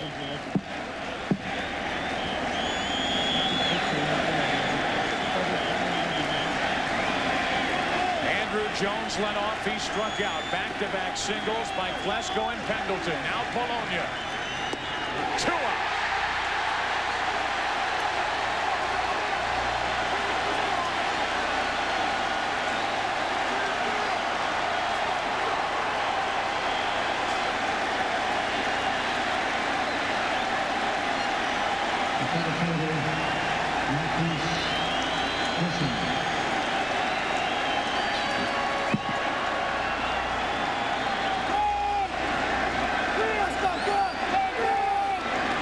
It took Joe Torre 4,272 games as both player or manager to get to the World Series. Rafael Belliard will come in and pinch run for Pendleton. That's the tying run at first. Joe Torre and the Yankees are now 1 out away from the Yankees' 23rd World Championship. It's Wetland and Grissom. To the right side and through. A base hit. In to score is Klesko. Belliard will stop at second, and now one more hit could pull the Braves back even. 3 singles in the inning, and it's a 1-run game.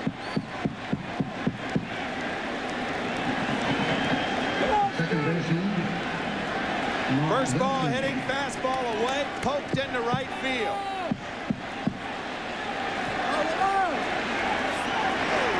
Two more hits tonight for Grissom, 12 in this World Series. Now it's first and second, 2 out for Lemke. Strike one. There are a lot of guys the Yankees would rather see up there than Mark Lemke. A career 300 hitter in World Series play.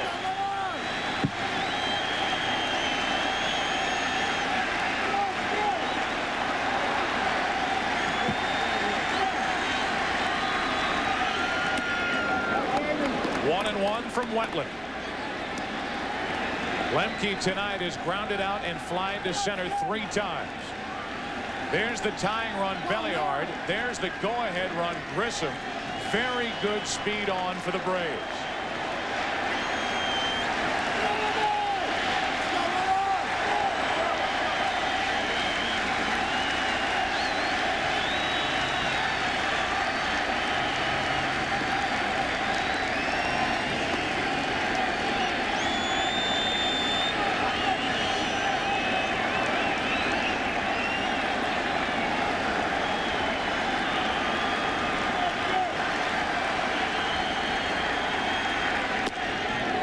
2-1.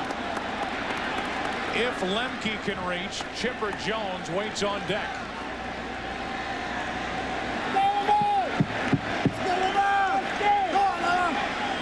Now Girardi wants to talk to Wetland. Well, the reason for that is you want to be sure in this situation. If a catcher wants to go away and a pitcher wants to go inside and you end up throwing that pitch, it'll be right down the middle of the plate. So Girardi making sure not only of pitch selection but pitch location. The starter and potential winner for tonight's game, Jimmy Key, watching. 1 run home, 2 on, 2 out, 2-1 on Lemke.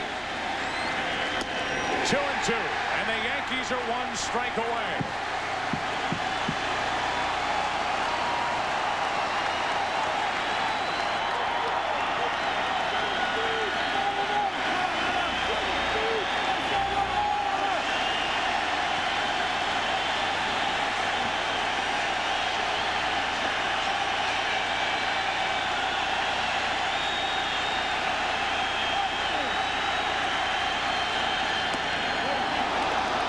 Full count, and that's important. Now the runners will go from first and second. Not only important that the runners will go, but the trail runner is the guy you're concerned about. He is the fastest guy on the Yankees team, and a short double, he can score the go-ahead run. Runners going. Lemke pops it foul near the dugout. And just out of the reach of Charlie Hayes. You know, interference could have been called on that play. There was a guy in a road uniform, and I don't know who it was. I think Charlie Hayes actually collided with an Atlanta player in uniform right there. You're supposed to clear the top step. Hayes had a shot at it, and now it is cleared. But something could have been called as Hayes collides with an Atlanta player in uniform. Inches away, and the count stays 3-2.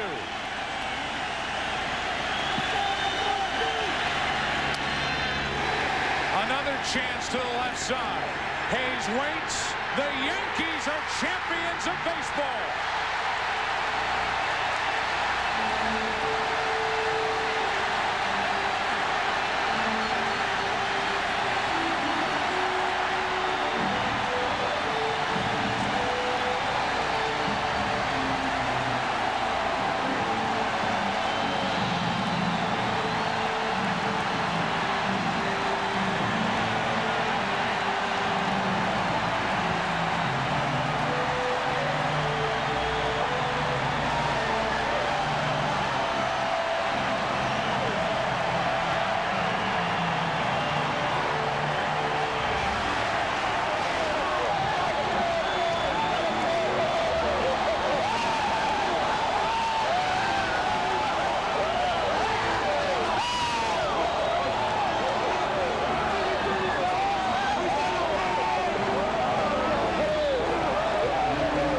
Center of all that is today's Chevrolet player of the game, Joe Girardi. Not only the work he did behind the plate, but at the plate with an RBI triple and a run scored and a single, and maybe the biggest swing of the night off the bat of Girardi in that 3-run third inning. The only scoring the Yankees would do tonight against Maddox and the Braves. And it was enough for a 3-2 win in Game 6. A 4-2 win in the 1996 World Series. For Joe Torre, his first trip to the World Series, and the Yankees come away with a victory. Frank Torre is on the second day of his second heart. Joe Torre's on his 56th year of his first one. Both are overflowing. Congratulations to the Yankees and to the Atlanta Braves. It's the New York Yankees, the 1996 champions of Major League Baseball. Stay tuned. We'll return after these messages with the NASDAQ postgame show, including the presentation of the World Series trophy and the Series MVP award. Welcome to our NASDAQ stock market post-game show. And congratulations to the New York Yankees. Yankee Stadium is lined with police on foot, mounted police, and the Yankees are just completing a victory lap. Heck, Wade Boggs still on horseback going around the field here at the stadium. That's one way to take a victory lap.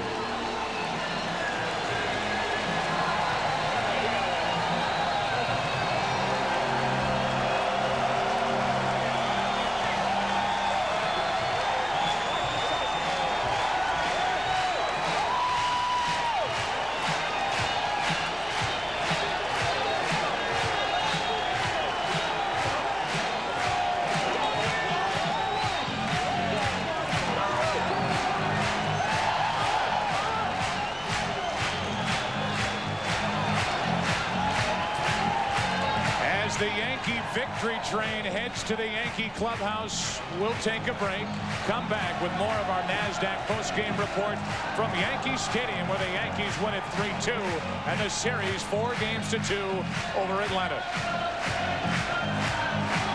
Back to the NASDAQ postgame show after the Yankee 3-2 win tonight. The series win 4-2. We send it down to Steve Lyons, who's standing by with Joe Girardi. All right, Joe, it's pretty wild down here. Joe, you got this ball club on the board tonight with the triple. Tell me what pitch you hit in the third inning. I just hit a high fastball. I was looking to hit something in the air, and, you know, a lot of those situations I'd been given the safety squeeze all season, and Joe let me hit. You sat behind the plate for most of this season watching those relief pitchers, Rivera and Wetland, come in and close the door all year long. Tell me about the job those guys did. Unbelievable once again. You know, we thought if we could get a lead and get to the 7th, you know, we had a great chance of winning. And it took all the other relievers to help us to get to the 7th. Jimmy Key, everyone was great. Stanley leaves here as a free agent. You come over here in a trade from Colorado, and now you're a world champion, man. How's that feel? I just want to thank Jesus and God, because they're the ones that made it happen. All right, man, go celebrate with these guys. All right, we're going to throw it back to Joe Buck right now. All right, Steve, thank you very much. What a night it is here in New York, and the celebrating just beginning. We have plenty more coming up for you from Yankee Stadium. Wetland closed it out. Jimmy Key got it started. Girardi, a big night at Yankee Stadium. Their prayers came true.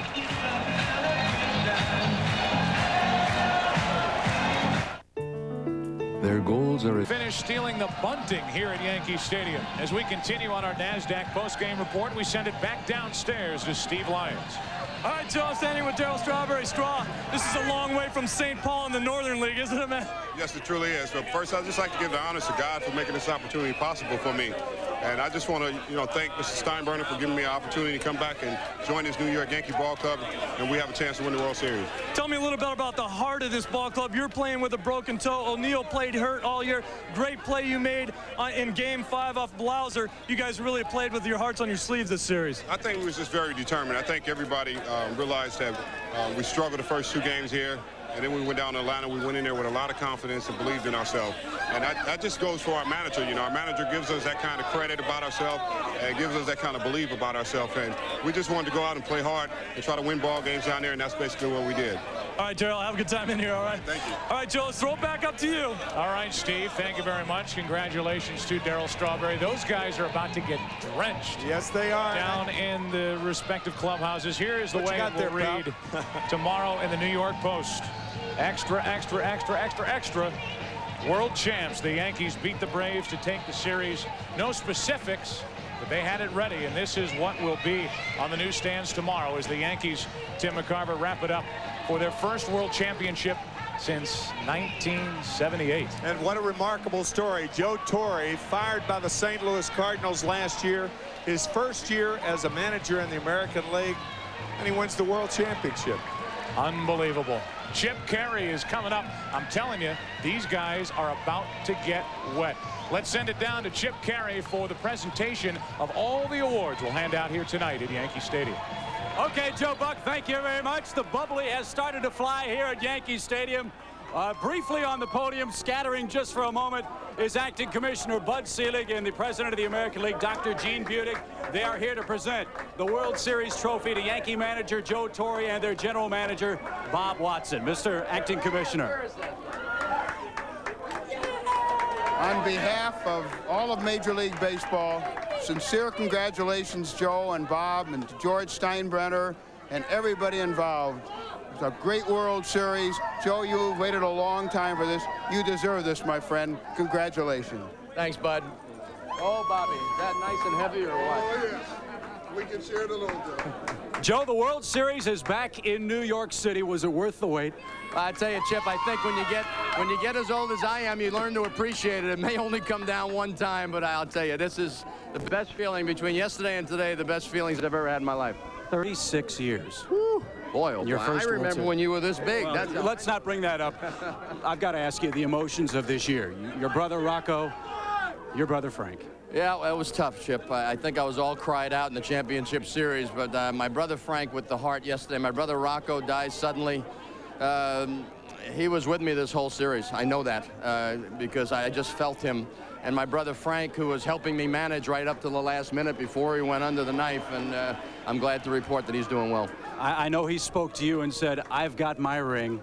You go get yours. How's that thing going to feel when you finally put it on? Wow, wow! Especially when it's the big one. You knew you were going to get a ring when you come to the World Series, but the one for the World Champs is really special. Did you ever have any doubts with this ball club? You had the 12.5 game lead. It shrunk to 2. Everyone said, oh my goodness, the Yankees are in trouble. Now you come back down 2 games to nothing to the Atlanta Braves. You go in and you beat the defending champions 4 consecutive times to win the trophy. Never had doubts about this club. The only thing is the first 2 games of this series, we didn't play like the Yankees because I think maybe the layoff hurt us. Not that, you know, Smoltz and Greg weren't wonderful, but we didn't have at bats. We didn't do anything. And then all of a sudden we got a little animated, we got some little energy, and all of a sudden here we are. That 6-0 game had to be the one that really catapulted us. Did you know you're the first native New Yorker to lead the Yankees to the World Championship? Well, I can tell you by the pass list that I'm a native New Yorker. I know that. Well, congratulations. Enjoy the celebration. You're on top of the world tonight. Thanks, Chip. We got a little more business to get with you, Joe Torre, in just a minute. Let's bring on the general manager, Bob Watson, to talk about this ball club. Bob, what a year it's been for you and this ball club. Congratulations. Well, thank you, Chip. I just can't say enough for the way this organization has put forth the effort to win. You know, you can say what you want about Mr. Steinbrenner. He wants to win as bad as anybody. You know, we have the highest payroll, and we have the best talent in this clubhouse, and that's a tribute to his desire to win. And I just thank him for the opportunity. Sweet redemption for you. This victory, your team wins the World Series now as the general manager of this team. Well, first off, you know, for me as a minority sitting here holding this trophy, you know, some 50 years ago, Jackie Robinson, you know, broke the color line, and today I'm an awful proud guy holding this trophy. Bob Watson, congratulations. All right, Bob Watson, the general manager of the New York Yankees. Steve Lyons has a guest as well. Steve? All right, Chip, I'm down here with Wade Boggs and his wife, Debbie, and his daughter, Megan, and his father, Wade, in '86. 10 years ago, it just barely slipped away, not this time. I tell you, when that pop-up went up and Charlie was under it, I said, please, Lord, just let it fall in his glove. I've seen strange things happen, but nothing expresses the feeling I have right now. There's a lot of guys, including myself, that gave this team up. No one thought that you guys could do it. You guys were the only ones that believed in yourselves. We believed in ourselves all year, and we've been up against some hard times, and we could have packed it in when we went to Atlanta, and this team's just never given up, and its heart's as big as the Twin Towers right now. Now, what about the heart on this ball club? Have you ever played on a team that plays with more guts than these guys? I'm telling you, it's no matter what you do, somebody gets hurt, you stay in the lineup, guys give themselves up. It's just the feeling, you can't describe it. This team's never given up, and we had to play one more game, and it was like, come on, guys, we got to have this. Last year, me and you watched Mo Vaughn run around on a horseback in Boston when they won the divisional championship. You just ran around the field on horseback as a world champion. How'd that feel? I just wanted to thank the fans. The fans have been behind us 100% all year, and when we came back to New York, this is the greatest feeling in the world. Unbelievable. All right, enjoy this with your family. Let's go back to Chip. He's got the MVP of the World Series in 1996. All right, Steve, thank you very much. The boss, George Steinbrenner, on the podium as well with Yankee manager Joe Torre. We're going to talk to the boss, George Steinbrenner. Mr. Steinbrenner, congratulations. It's been a long time. Been a long time, but it's great for New York, and Joe Torre and the players did it all. Third championship under your helm here, under your leadership here with this ball club. We've been in there quite a bit in the last few years. I'm just happy for New York. Tell you what, you've made quite a general manager yourself this year. The signings of Dwight Gooden and Darryl Strawberry, those two players during the regular season, and especially Strawberry during the postseason, were tremendous. Well, they have really contributed a lot to the ball club, but there's so many human stories in this Yankee club that you could truly say it's New York. There's the mayor. Has he been up here? Get up here, Rudy. Is this Yankee team? Hey, you're my #1 advisor. Mayor Rudolph Giuliani here, longtime Yankee fan. Well deserved. How about this ball game? Congratulations. Thanks, Mayor. Unbelievable. You stuck with this team. You did a great job, and we'll have the biggest. We'll have the biggest and greatest parade ever on Tuesday. Great. 11 o'clock. Right up Broadway. I'll be there. 3 million, 4 million. So the parade is on Tuesday. Let's hand out some more hardware. Time to introduce you to the World Series most valuable player. He's off to my right. He's Yankee closer John Wetland. He is the most valuable player of the 1996 World Series. Where's Joe Torre? Oh my goodness, John, this is Are you kidding me? John, what a performance. John, every night John asks me, before he leaves the dugout for the bullpen, he says, "I'll see you later." I said, I always enjoy that. I said to him, and tonight was probably the most enjoyable night of my life, John, and you well deserved, and I can't tell you what you've meant to this ball club. Congratulations. Thank you, Joe. I'll tell you, I can't think of a better guy to win it for than Joe Torre and the Yankee organization. I'd like to thank my point man, Jesus Christ. I'd like to thank my wife for being a rock for me. And if it weren't for my teammates, I wouldn't even be seeing the field. So this trophy is dedicated to all my teammates. I appreciate their effort all year. Thank you very much. I got to ask you about the ninth inning tonight with all the marbles on the line for your ball club. The Braves sure made it interesting on you and the rest of these fans here in New York. Yes, I guess I have kind of a reputation for making some things interesting, but it's just, I don't know, I just reached back. Sometimes I didn't even know where the ball was going. I was so amped up tonight, and it worked out fine. You're known as a guy who's cool as a cucumber on the mound. You're standing right here shaking like there's an earthquake in this place. I feel like there's more to go or something. I can't believe this is it. But, boy, what an effort the entire club put forth this year, and I just appreciate all the fellas. John, quickly, it's hard to say that your bullpen was the secret weapon of this World Series, but you guys dominated. The Braves only scored 2 runs in the 7th, 8th, and 9th innings of the entire World Series. That's amazing. Yeah, I mean, how can anyone not be proud of them and the job that they did? And that's pretty much what I was getting at in terms of, sharing the glory with my teammates. Those guys got me in a position where I could get the ball in the 9th inning, and oh, man, this is absolute elation. I can't stop shaking. Well, you're the world champion. John Wetland, the MVP of the World Series. Congratulations. Thank you. All right, guys, upstairs, the scene here in this Yankee locker room, well, in a word, it's kind of wet. Let's send it back upstairs to Joe Buck and Tim McCarver, guys. All right, you didn't ask him about the hat. He put that old hat in the vault. It's ready for 1997. He had a new cap on. We'll be back here with more of the NASDAQ postgame report and with additional interviews and analysis on the Fox News Channel. Plenty more to come from Yankee Stadium as the Yankees wrap it up with a 3-2 win over Atlanta tonight.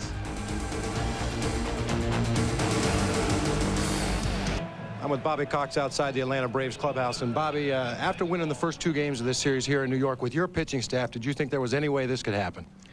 Well, after going 2 up, you figure you're going to win 1 or 2 at home and maybe have to come back to New York. But our pitchers threw awfully well. We just we went up against some real good pitching ourselves, and Annie Pettit, I think, sort of set the stage for their staff after getting ripped here in New York, and they came right back and showed us what they were made out of. And actually, they contained us very well, but we contained them. But they got 1 more run than we did, Bob. And they're a fine ball club, and I'm very proud of the way Joe Torre has handled the ball club. If we had to lose, I don't mind losing to Joe Torre. He's a class act.